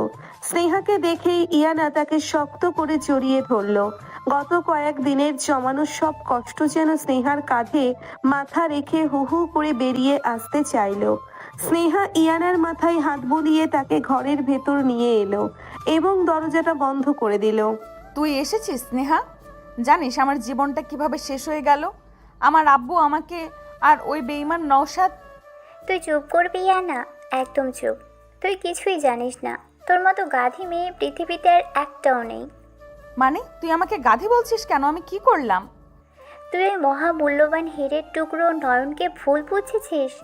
তুই ভেবেছিস নয়ন নওশাদের সাথে মিলে তোকে ফাঁসিয়েছে। শোনিয়ানা, আমি গত 3 দিন ধরে একটা প্রাইভেট ডিটেকটিভ লাগিয়েছিলাম নওশাদের অতীত আর ওই রাতের আসল ঘটনা বের করার জন্য। আসল ঘটনা মানে কি স্নেহা? যা দেখেছি সেটাই তো আসল ঘটনা। যা দেখেছি সেটা আসল ঘটনা নয় ইয়ানা, তুই নিজের কানেই শোন। স্নেহা নিজের ফোন থেকে একটা অডিও রেকর্ডিং প্লে করলো। সেখানে নওশাদ আর তার এক বন্ধুর কথোপকথন শোনা যাচ্ছে। আরে দোস্ত, ইয়ানা মেয়েটা খুব অহংকারী। ওর বাবার টাকার জন্য আমি ওকে সহ্য করেছিলাম, কিন্তু আমি ভালোবাসি সিমরানকে। তাই বিয়ের দিন এখন গেম খেললাম যে একটিলে থুই পাখি মরল। জুসের ভিতর ঔষধ মিশিয়ে ইয়ানাকে দিলাম। ও যখন মাথা করে পড়ে যাচ্ছিল তখন ওই বেচারা নয়ন দৌড়ে এসে ওকে ধরে। আমি ঠিক ওই সময় ছবিটা তুলে নেই। আর নয়ন ছেলেটা তো একটা আস্ত গাধা। আমি ওকে বলেছিলাম ও যদি সত্যি কথাটা কাউকে বলে তাহলে আমি ইয়ানার আর্টিফিশিয়াল ইন্টেলিজেন্স বা এআই দিয়ে বানানো এমন কিছু নোংরা ভিডিও ইন্টারনেটে ছেড়ে দেব যা থেকে ইয়ানা সুইসাইড ছাড়া কোনো পথ পাবে না। ব্যাস, নিজের বোনকে বাঁচানোর জন্য এই গাধাটা নিজের কাঁধে সব কলঙ্ক তুলে নিল। মুখ বুঝে থাপ্পড় খেলো, অপমান সহ্য করলো, কিন্তু টু শব্দ করলো না। অডিওটা শেষ হওয়ার পর ইয়ানার মনে হলো তার পায়ের নিচ থেকে মাটি সরে গেছে। তার হাত পা কাঁপছে, 2 চোখ দিয়ে অঝরে জল পড়ছে। সে ফ্লোরে বসে পড়ে 2 হাতে নিজের মুখ ঢেকে ডুকরে কেঁদে উঠল। আল্লাহ, আমি এটা কি করেছি স্নেহা? আমি নয়নকে কত জঘন্য কথা বলেছি। আমি ওকে স্বার্থপর বলেছি, ওকে ঘেন্না করে বলেছি। ও আমার সম্মান বাঁচানোর জন্য এত বড় অপবাদ নিজের ঘাড়ে নিল, আর আমি ওকে একটুও বিশ্বাস করিনি। শুধু অপবাদ নেয়নি ইয়ানা, তুই ভেবে দেখ, তোর বাবা যখন তোকে ঘাড় ধাক্কা দিয়ে বের করে দিয়েছিল তখন এই নয়ন আর ওর মাই তোকে আশ্রয় দিয়েছে। নয়ন ছোটবেলা থেকেই তোকে কতটা ভালোবাসে সেটা অন্ধও দেখতে পাই, শুধু তুই ছাড়া। ওই নওশাদের মতো একটা ধোঁকাবাজের জন্য তুই এত সুন্দর একটা ভালোবাসাকে অপমান করেছিস। আমাকে কি করতে হবে স্নেহা, তুই বল। আমি নয়নের চোখের দিকে কিভাবে তাকাবো? ও আজ সকালে পা অবশ্যই পড়ে যাচ্ছিল, তাও আমার থেকে দূরে সরে গেল শুধু আমি বকাবকি করব বলে। ও আমাকে কতটা সম্মান করে আর আমি ওকে কতটা কষ্ট দিয়েছি। কান্না থামাইয়া না, চোখে জল দিয়ে ভুল শুধরানো যায় না। নয়ন এখন তোর স্বামী, ওকে ওর প্রাপ্য অধিকার দে, ভালোবাসাতে। ও তোকে রানীর মতো করে রাখবে। ওর মনে যে তোর জন্য কতদিনে জমানো অভিমান আর ভালোবাসা আছে সেটা তোকেই বের করে আনতে হবে। স্নেহা আরো কিছুক্ষণ ইয়ানাকে বুঝিয়ে শান্ত করে চলে গেল। ইয়ানা একা ঘরে বসে অনেকক্ষণ কাঁদল, কিন্তু এই কান্না হতাশার নয়, এই কান্না অনুশোচনা আর নতুন এক ভালোবাসার অনুভূতির। ইয়ানা উঠে চোখে মুখে পানি দিয়ে আয়নার সামনে দাঁড়ালো। আজ থেকে আমি আর ওই অহংকারী বোকা ইয়ানা নই। আজ থেকে আমি শুধু নয়নের স্ত্রী। যে সম্মান, যে ভালোবাসা তুমি আমাকে দিয়েছো নয়ন, আজ থেকে তার 100 গুণ আমি তোমাকে ফিরিয়ে দেব। দুপুর বেলায় ইয়ানা শাড়ির আঁচল কোমরে গুজে সোজা রান্নাঘরে গিয়ে হাজির হলো। রেহেনা বেগম এবং মৃত্তিকা ভাবি অবাক হয়ে তাকালেন। আরে ইয়ানা, তুমি এখানে কেন? তোমার তো এখনো শরীর দুর্বল। যাও ঘরে গিয়ে বিশ্রাম নাও। একদম না ভাবি, আজ থেকে আমি আর বসে থাকবো না। নয়নের কি কি পছন্দ আমাকে শুধু সাজিয়ে দাও। আজ রাতে আমি নিজের হাতে ওর জন্য রান্না করব। বাপের বাড়িতে তো কোনোদিন 1 গ্লাস পানি ঢেলেও খাওনি, এখন আবার আমার ছেলের জন্য রান্না করার ভূত চাপলো কেন মাথায়? আম্মু, বাপের বাড়ির কথা বাদ দিন, এখন এটা আমার বাড়ি। নয়ন আমার স্বামী, স্বামীর জন্য রান্না করাটা তো আমার দায়িত্ব, তাই না? রেহিনা বেগম ইয়ানার কথা শুনে অবাক হলেও মুখে কিছু প্রকাশ করলেন না। তিনি শুধু মিটিমিটি হেসে নিজের কাজে মন দিলেন। ইয়ানা পুরো বিকেল ধরে খুব যত্ন করে নয়নের পছন্দের গরুর মাংস আর পোলাও রান্না করলো। যদিও একটু কষ্ট হয়েছে, কিন্তু নয়নের মুখটা মনে পড়তেই তার সব ক্লান্তি দূর হয়ে যাচ্ছিল। সন্ধ্যা ঘনিয়ে আসার সাথে সাথে আকাশ কালো করে মেঘ জমে উঠল। শুরু হলো তীব্র কালবৈশাখী ঝড় আর মুষলধারে বৃষ্টি। ইয়ানা বারান্দায় দাঁড়িয়ে বারবার গেটের দিকে তাকাচ্ছে। নয়নের তো এতক্ষণে ফিরে আসার কথা। রাত 8টা বেজে গেল, কিন্তু নয়নের কোনো খবর নেই। ইয়ানার বুকের ভেতরটা অজানা এক আশঙ্কায় কাঁপতে শুরু করলো। রাত 8:30টার দিকে গেট খোলার শব্দ হলো। ইয়ানা দৌড়ে গিয়ে দেখলো নয়ন সম্পূর্ণ ভিজে জবথব হয়ে দাঁড়িয়ে আছে। বৃষ্টির পানিতেও শার্ট গায়ের সাথে লেপ্টে আছে। শীতে ঠকঠক করে কাঁপছে ছেলেটা। নয়ন, তুমি এত ভিজলে কিভাবে? তোমার কাছে ছাতা ছিল না? আসলে কাজ থেকে বের হওয়ার সময় হুট করে বৃষ্টি নামলো, আর বাস পাচ্ছিলাম না, তাই আপনি দূরে থাকুন ইয়ানা। আমি পুরো ভিজে আছি, আপনার আবার ঠান্ডা লেগে যাবে। কাল রাতেই তো আপনার জ্বর ছিল। আমার জ্বর নিয়ে তোমাকে ভাবতে হবে না, তুমি তো শীতে কাঁপছো। জলদি ঘরে চলো। নয়ন কিছু বলার আগেই ইয়ানা নয়নের হাত ধরে টেনে ঘরের ভেতর নিয়ে গেল। নয়নের শরীরটা বরফের মতো ঠান্ডা হয়ে আছে। ইয়ানা দ্রুত আলমারি খুলে একটা শুকনো তোয়ালে আর নয়নের সাধারণ টি শার্ট ও লুঙ্গি বের করে দিল। জলদি ওয়াশরুমে গিয়ে গা মুছে এই শুকনো কাপড়গুলো পরে নাও, না হলে জ্বর বাঁধাবে। আপনি এত ব্যস্ত হচ্ছেন কেন? আমি ঠিক আছি, শুধু একটু। কথা শেষ করার আগেই নয়নের মাথাটা হঠাৎ চক্কর দিয়ে উঠল। সে টলে পড়ে যাচ্ছিল। ইয়ানা তাকে জড়িয়ে ধরে বিছানায় বসিয়ে দিল। ইয়ানা খেয়াল করলো নয়নের শরীরটা জ্বরে পুড়ে যাচ্ছে। আল্লাহ, তোমার শরীর তো আগুনে পুড়ছে নয়ন। তুমি এই অবস্থায় বৃষ্টিতে ভিজেছো কেন? কিছু হয়নি ইয়ানা, আমাকে শুধু একটু ঘুমাতে দিন। নয়ন বিছানায় এলিয়ে পড়ল। জ্বরের তীব্রতায় সে প্রায় অচৈতন্য হয়ে যাচ্ছে। ইয়ানা আর দেরি না করে নয়নের ভেজা শার্টের বোতামগুলো নিজের হাতে খুলতে শুরু করলো। নয়ন ঘোরের মধ্যেও বাধা দেওয়ার চেষ্টা করলো। ইয়ানা, কি করছেন?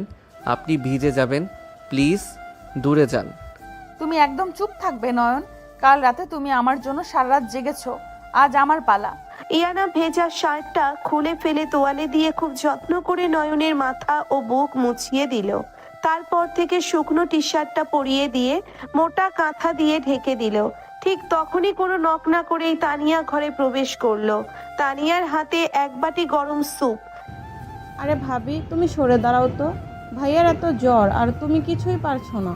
আমি স্যুপ নিয়ে এসেছি, আমি ভাইয়াকে খাইয়ে দিচ্ছি। তানিয়া ইয়ানাকে পাশ কাটিয়ে নয়নের বিছানায় বসতে গেল। ইয়ানার মাথায় যেন রক্ত উঠে গেল। গত রাতে তানিয়ার ঘাম মোছানোর দৃশ্যটা এমনিতেই তার মাথায় ঘুরছিল, আজ আবার এই স্পর্ধা। ইয়ানা সজোরে তানিয়ার হাতটা ধরে তাকে বিছানা থেকে টেনে তুলল। তোমার সাহস তো কম নয় তানিয়া। কারো পার্সোনাল বেডরুমে নক না করে ঢুকে পড়ার শিক্ষা কি ফুফু তোমাকে দেয়নি? তুমি আমাকে অপমান করছো ইয়ানা আপু। আমি তো ভাইয়ার জন্য স্যুপ নিয়ে এসেছিলাম। তুমি তো ভাইয়াকে দুদিন আগেও দু চোখে দেখতে পারতে না। আজ আবার এত দরদ কোথা থেকে উঠলো? দরদ কোথা থেকে উঠলো সেটা তোমাকে কৈফিয়ত দিতে আমি বাধ্য নই। তবে একটা কথা খুব কান খুলে শুনে রাখো তানিয়া, নয়ন আগে তোমার খালাতো ভাই ছিল, কিন্তু এখনও শুধুই আমার স্বামী। আর আমার স্বামীর দিকে অন্য কোনো মেয়ের নজর দেবে, তাকে আদর করে স্যুপ খাইয়ে দিবে, সেটা ইয়ানা জীবনেও মেনে নেবে না। ভাইয়া অসুস্থ, তুমি শুধু শুধু জেলাসি দেখাচ্ছ। হ্যাঁ, আমি জেলাস, 100 বার জেলাস। আমার স্বামীর উপর আমার একার অধিকার। ওর জ্বর হয়েছে, ওকে আমি জল পট্টি দিব, আমি খাইয়ে দিব, আমি সারা রাত জাগবো। তুমি এই ঘরে ঢোকার কে? এই মুহূর্তে আমার রুম থেকে বেরিয়ে যাও তানিয়া, আর ভবিষ্যতে আমার স্বামীর ছায়াও মারানোর চেষ্টা করবে না। Get out from my room. ইয়ানার এই রুদ্রমূর্তি দেখে তানিয়া ভয়ে চুপসে গেল। সে আর একটা কথাও না বলে বাটিটা টেবিলে রেখে দ্রুত ঘর থেকে বেরিয়ে গেল। রেহেনা বেগম দরজার বাইরে দাঁড়িয়ে সব শুনছিলেন। তিনি মনে মনে খুব খুশি হলেন। যে মেয়ে তার অধিকার বুঝে নিতে পারে সেই মেয়ে সংসারও আগলে রাখতে পারে। রেহেনা বেগম হাসি মুখে সেখান থেকে চলে গেলেন। ইয়ানা দরজাটা ভেতর থেকে আটকে দিয়ে নয়নের পাশে এসে বসলো। নয়ন জ্বরের ঘোরে কাঁপছে। ইয়ানা পানি আর কাপড় নিয়ে এসে নয়নের কপালে জলপট্টি দিতে শুরু করলো। নয়নের মুখটা জ্বরের কারণে লাল হয়ে আছে। ইয়ানা অপলক দৃষ্টিতে নয়নের দিকে তাকিয়ে রইল। এই সাধারণ ছেলেটার ভেতর কতটা অসাধারণ একটা মন লুকিয়ে আছে তা ভাবতে গিয়ে ইয়ানার চোখ দিয়ে টপ টপ করে জল পড়তে লাগলো। আমাকে ক্ষমা করে দিও নয়ন, আমি তোমার ভালোবাসার মর্যাদা বুঝিনি। তুমি আমার সম্মান বাঁচাতে গিয়ে নিজে এতটা অপমান সহ্য করলে, আর আমি তোমাকেই অপরাধী বানালাম। হঠাৎ নয়ন ঘোরের মধ্যে হাত বাড়িয়ে ইয়ানার হাতটা শক্ত করে চেপে ধরলো। নয়নের গায়ের তাপ ইয়ানার শরীরেও ছড়িয়ে পড়ছে। নয়ন চোখ বন্ধ করে অস্পষ্ট জড়ানো স্বরে কথা বলতে শুরু করলো। ইয়ানা, আমাকে ছেড়ে যাবেন না প্লিজ। আমি নওশাদের মতো ধোঁকাবাজ নই। আমি আপনাকে অনেক ভালোবাসি। আমি কোথাও যাব না নয়ন, আমি তোমার কাছেই আছি। চোখ খোলো নয়ন। আপনি অনেক সুন্দর ইয়ানা। ওই কাশফুল বনে যখন আপনি লাল শাড়ি পরে দাঁড়িয়েছিলেন, আমার মনে হয়েছিল পুরো পৃথিবীটা আপনার পায়ের কাছে এনে দেই। কিন্তু আমি তো গরিব, আমার তো আপনার পাশে দাঁড়ানোর যোগ্যতা নেই। নয়নের কথাগুলো শুনে ইয়ানার বুকটা ফেটে কান্নায় ভেঙে পড়ল। দীর্ঘ 12 বছরের একটা পবিত্র নীরব ভালোবাসা নয়ন নিজের বুকের ভেতর কিভাবে পাথর চাপা দিয়ে রেখেছিল সেটা আজ ইয়ানা বুঝতে পারছে। নয়ন জ্বরের ঘোরে কাঁপতে কাঁপতে ইয়ানার হাতটা নিজের বুকের সাথে চেপে ধরল। নওশাদ খুব খারাপ মানুষ ইয়ানা, ও আপনাকে ধ্বংস করে দিত। আমি আপনাকে ধ্বংস হতে দিতে পারি না। আপনি আমাকে ঘৃণা করেন, করুন, আমাকে প্রতিদিন বকা দিন, কিন্তু আমাকে ছেড়ে যাবেন না। আমি মরে যাব ইয়ানা। এই, একদম মরে যাওয়ার কথা বলবে না। তুমি মরতে যাবে কেন? ইয়ানা ডুকরে কেঁদে উঠে নয়নের বুকের উপর মাথা রাখলো।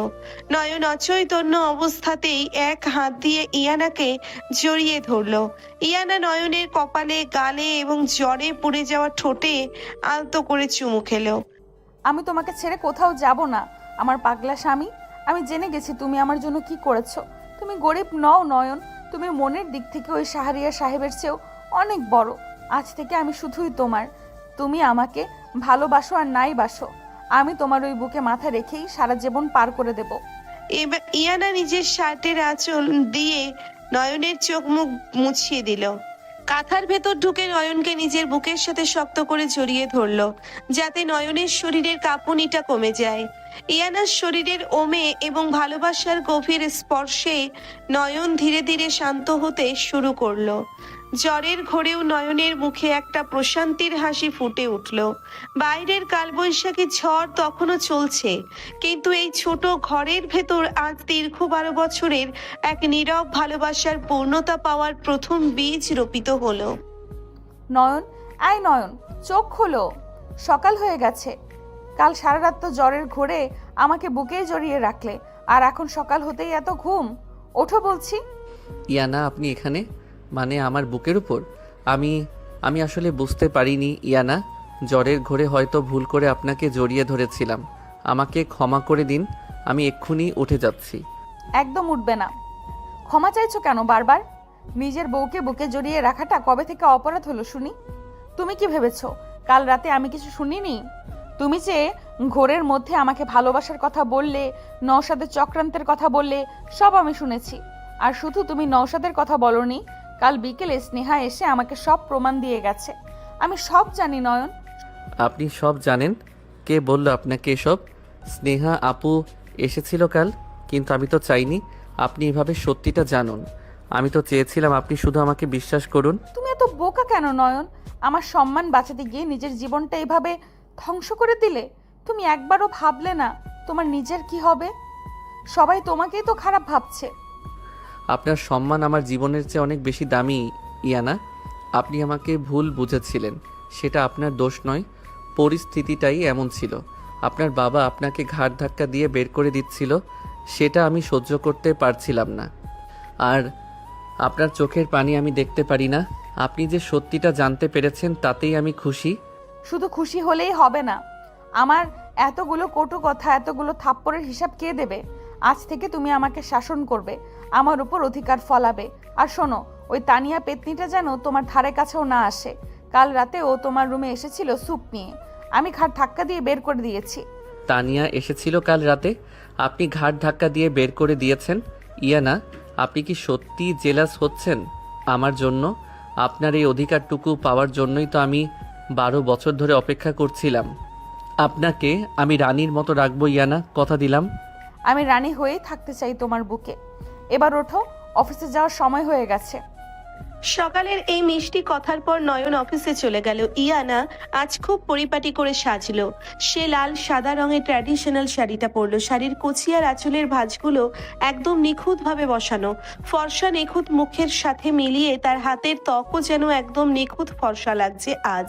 ইয়ানা ড্রয়িং রুমে এসে রেহানা বেগম এবং মৃত্তিকা ভাবির সাথে গল্প করতে বসলো। মাশাআল্লাহ ইয়ানা, শাড়িটা তুমি এত নিখুঁতভাবে পরেছো যে চোখ ফেরানোই যাচ্ছে না। তোমার মুখের ফর্সা রঙের সাথে হাতের রঙের এত সুন্দর মিল, যা এই লাল সাদা শাড়িতে তোমাকে একদম স্বর্গের পরীর মতো লাগছে। নয়ন দেখলে তো আজকে পাগলই হয়ে যাবে। ভাবি, তুমি শুধু শুধু আমাকে পাম দিচ্ছ। নয়ন তো আমার দিকে তাকাই না ঠিক করে, সব সময় একটা গম্ভীর মুখ করে থাকে। আমার ছেলেটা ছোটবেলা থেকে ওই রকমই না, নিজের কষ্টগুলো কখনো কাউকে বুঝতে দেয় না। তুমি জানো না, তোমার বাবার বাড়িতে যখন আমরা থাকতাম তখন নয়ন শুধু তোমার দিকেই তাকিয়ে থাকতো, কিন্তু তুমি এত বড় ঘরের মেয়ে, তাই ও কখনো সাহস করে কিছু বলতে পারেনি। আম্মু, আমি অনেক বড় ভুল করেছি। নয়নকে আমি কখনো বুঝতেই পারিনি, কিন্তু আজ থেকে আমি ওর সব কষ্ট দূর করে দেব। অন্যদিকে শহরের এক দামি রেস্তোরাঁয় বসে আছে নওশাদ এবং শিমরান। তুমি না বললে তোমার প্ল্যান একদম পারফেক্ট? ইয়ানা তো দিব্যি ওই ফকিরের বাড়িতে সুখে সংসার করছে, কোনো সুইসাইডও করলো না, আর নয়নকেও ছাড়লো না। আমি কি করব? আমি ভেবেছিলাম ইয়ানা ওর ইগো নিয়ে ওই বাড়িতে টিকে থাকতে পারবে না, কিন্তু সিনহা হারামজাদি সব প্ল্যান ঘেঁটে দিল। ও আমার অডিও রেকর্ড করে ইয়ানাকে শুনিয়ে দিয়েছে। ইয়ানা এখন জানে নয়ন নির্দোষ। তাহলে তো ইয়ানা আর নয়নের সম্পর্ক আরও শক্ত হয়ে গেল। এখন উপায়? শাহরিয়ার সাহেবের কোম্পানির শেয়ারগুলো আমরা কিভাবে হাতাবো? তুমি তো সব গুবলেট করে দিলে নওশাদ। উপায় একটা আছে। ইয়ানা খুব ইগোস্টিক আর আবেগপ্রবল মেয়ে। ওই একবার যখন বিশ্বাস ভেঙে যায় তখন ও আর কাউকেই সহজে বিশ্বাস করতে পারে না। সিনহা ওকে আমার সত্যিটা দেখিয়েছে, কিন্তু নয়নকে নিয়ে যদি আমি ইয়ানার মনে এমন একটা সন্দেহ ঢুকিয়ে দিই যা ও নিজের চোখে দেখবে, তাহলে ইয়ানা আর নয়ন চিরতরে শেষ হয়ে যাবে। কিভাবে করবে সেটা? তোমার কি মাথা খারাপ হয়ে গেছে? তানিয়াকে মনে আছে? নয়নের ফুফাতো বোন। ওই মেয়েটা নয়নকে পছন্দ করে আর ইয়ানাকে দু চোখে দেখতে পারে না। আমি তানিয়াকে টাকা দিয়ে কিনে নিয়েছি। ও আজ ইয়ানার রুমে একটা খাম রেখে আসবে। ওই খামের ভেতর এমন কিছু প্রমাণ থাকবে যা দেখলে ইয়ানা ভাববে নয়ন আসলে আমার চেয়েও বড় ধোঁকাবাজ। কি প্রমাণ দেবে তুমি? আমি শাহরিয়ার সাহেবের আর নয়নের কিছু ফেক চ্যাটের স্ক্রিনশট বানিয়েছি আর একটা এআই ভয়েস রেকর্ডিং তৈরি করছি, যেখানে শোনা যাবে নয়ন আমাকে বলছে যে ও ইয়ানাকে শুধু টাকার জন্য ব্ল্যাকমেল করে বিয়ে করেছে। ইয়ানা এই ফাঁদ থেকে কিছুই বের করতে পারবে না। বিকেল গড়িয়ে সন্ধ্যা হয়ে এলো। তানিয়া চুপি চুপি রেহেনা বেগমের বাড়িতে ঢুকলো। কেউ কোথাও নেই দেখে সে সোজা নয়নের রুমে গিয়ে বিছানার তোশকের নিচে একটা বড় খাম লুকিয়ে রাখলো। ঠিক সেই মুহূর্তে ইয়ানা রুমে ঢুকলো। তানিয়া, তুমি আমার রুমে কি করছো এই সময়? তোমাকে না আমি বলেছিলাম আমার আর আমার স্বামীর ত্রিসীমানায় না আসতে? আমি তো শুধু এমনি এসেছিলাম ভাবি। তুমি এত নিখুঁত করে লাল সাদা শাড়ি পরেছো, একদম পেতনির মতো লাগছে। ভাইয়া তো তোমাকে 2 পয়সারও দাম দেয় না। তোমার ভাইয়া আমাকে কত দাম দেয় সেটা তোমার না জানলেও চলবে। তুমি এক্ষুনি আমার রুম থেকে বেরিয়ে যাও তানিয়া, নয়তো আমি আম্মুকে ডাকতে বাধ্য হব। যাচ্ছি, তোমার এই অহংকার কতদিন থাকে সেটাও আমি দেখব। তানিয়া হনহন করে বেরিয়ে গেল।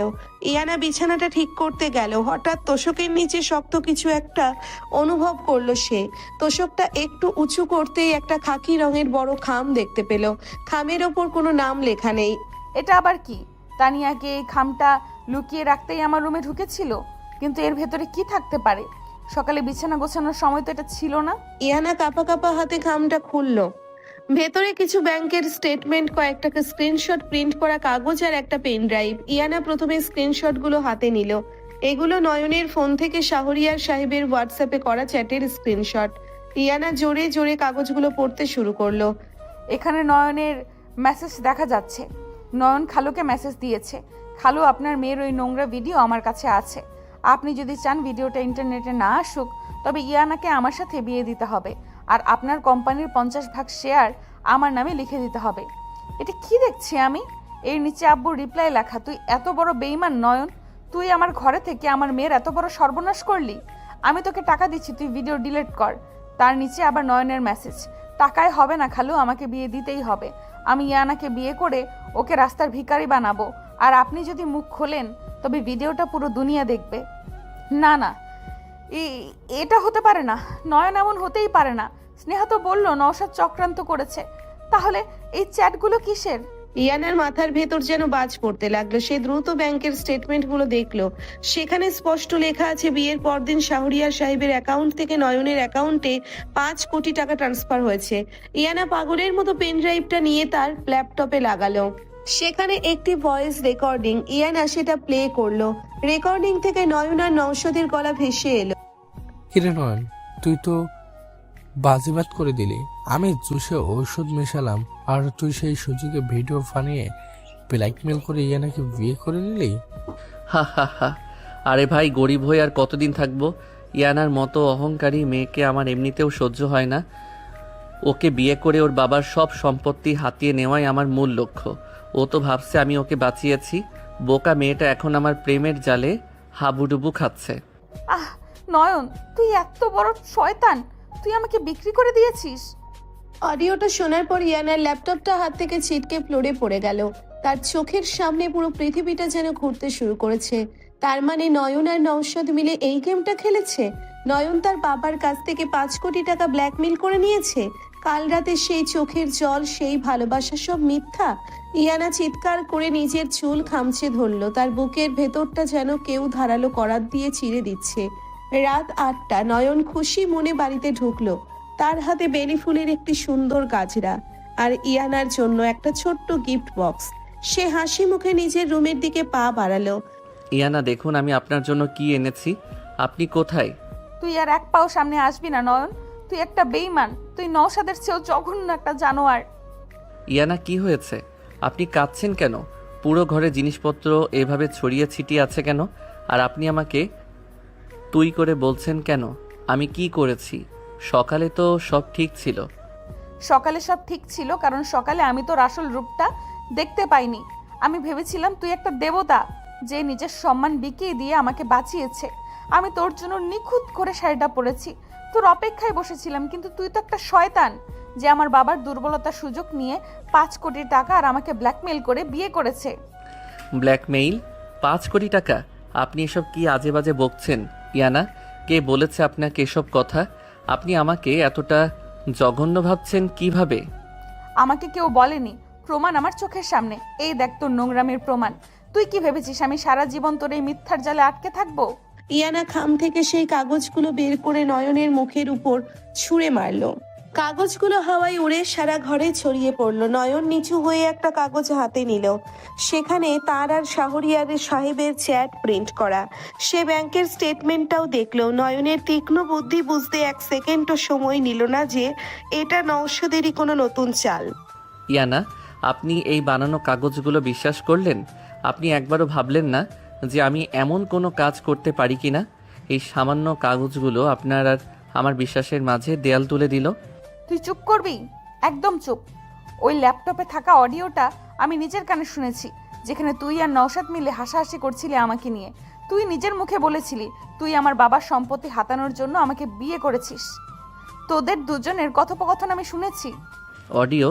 আজকাল এআই দিয়ে যে কোনো মানুষের গলার স্বর নকল করা যায়। ইয়ানা, আপনি এত শিক্ষিত হয়েও এই সামান্য ষড়যন্ত্রটা বুঝতে পারলেন না? আপনি নিজের কানকে বিশ্বাস করলেন, কিন্তু যে মানুষটা কাল সারা রাত আপনার শিয়রে বসেছিল তাকে বিশ্বাস করতে পারলেন না। হ্যাঁ, আমি শিক্ষিত হয়েও বুঝতে পারিনি, কারণ আমি তোর প্রেমে অন্ধ হয়ে গিয়েছিলাম। তুই আমার ইমোশন নিয়ে খেলেছিস, তুই আমাকে রাস্তায় নামিয়ে দিয়েছিস। আমি তোকে কোনোদিন ক্ষমা করব না নয়ন, কোনোদিন না। তুই এক্ষুনি আমার চোখের সামনে থেকে দূর হয়ে যা। ইয়ানা, সম্পর্ক টিকিয়ে রাখার জন্য কাগজের প্রমাণের চেয়ে বুকের বিশ্বাসের বেশি প্রয়োজন হয়।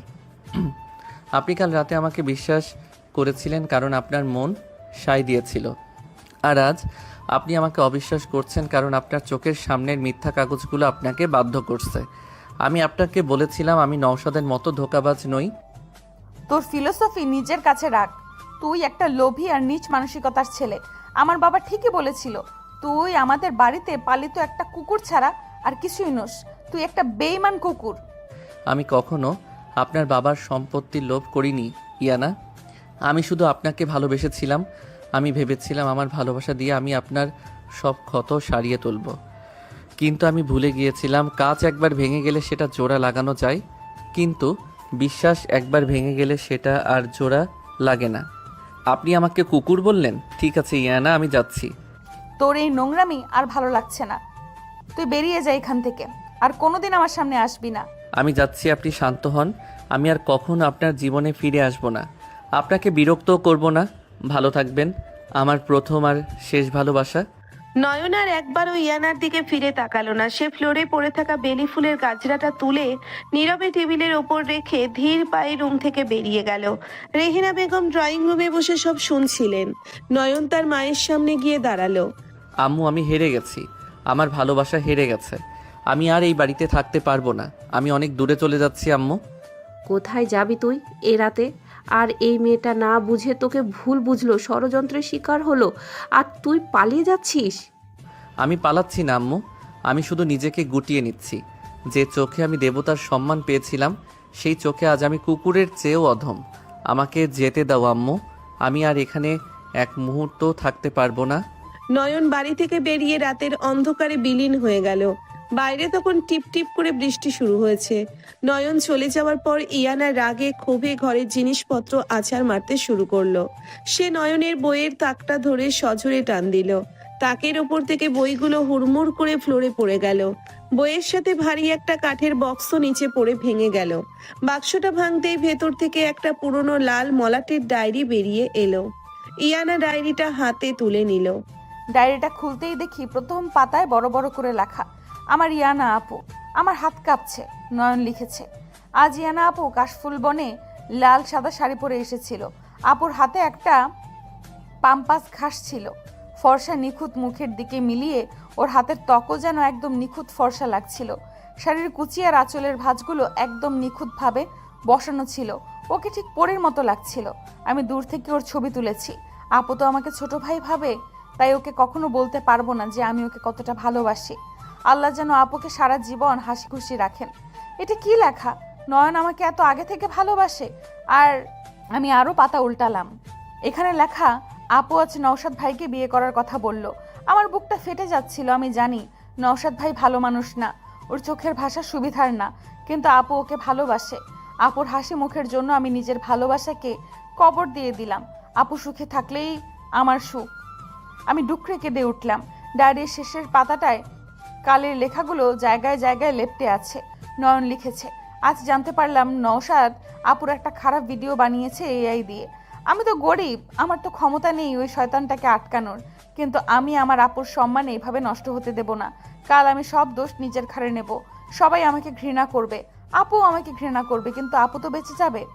আমি সারা জীবন আপুর ঘৃণা মাথা পেতে নেব, কিন্তু ওর চোখে এক ফোঁটাও জল আসতে দেব না। নয়ন, না না, আমি এটা কি করলাম নয়ন? আমি তোকে চিনতে পারিনি নয়ন। আমি এআই ভয়েস বিশ্বাস করলাম, ফেক কাগজ বিশ্বাস করলাম, কিন্তু তোর ভালোবাসা বিশ্বাস করতে পারলাম না। আমি কত বড় অপরাধী নয়ন। তুই কোথায় গেলি আমাকে ছেড়ে? আমি যে তোকে ছাড়া বাঁচতে পারবো না। ইয়ানা পাগলের মতো চিৎকার করে ডায়েরিটা বুকে জড়িয়ে ধরে ফ্লোরে লুটিয়ে পড়ল। তার গগনবিদারী কান্নায় পুরো ঘর কেঁপে উঠল। সে বারবার নয়নের নাম ধরে ডাকতে লাগলো, কিন্তু সেই আদুরে শান্ত স্বামীটা তখন অনেক দূরে চলে গেছে। নয়ন বাড়ি থেকে চলে যাওয়ার পর পুরো একটা রাত ইয়ানা ফ্লোরে পড়ে কেঁদেছে। সকালের আলো ফোটার পর তার ঘোর কাটলো।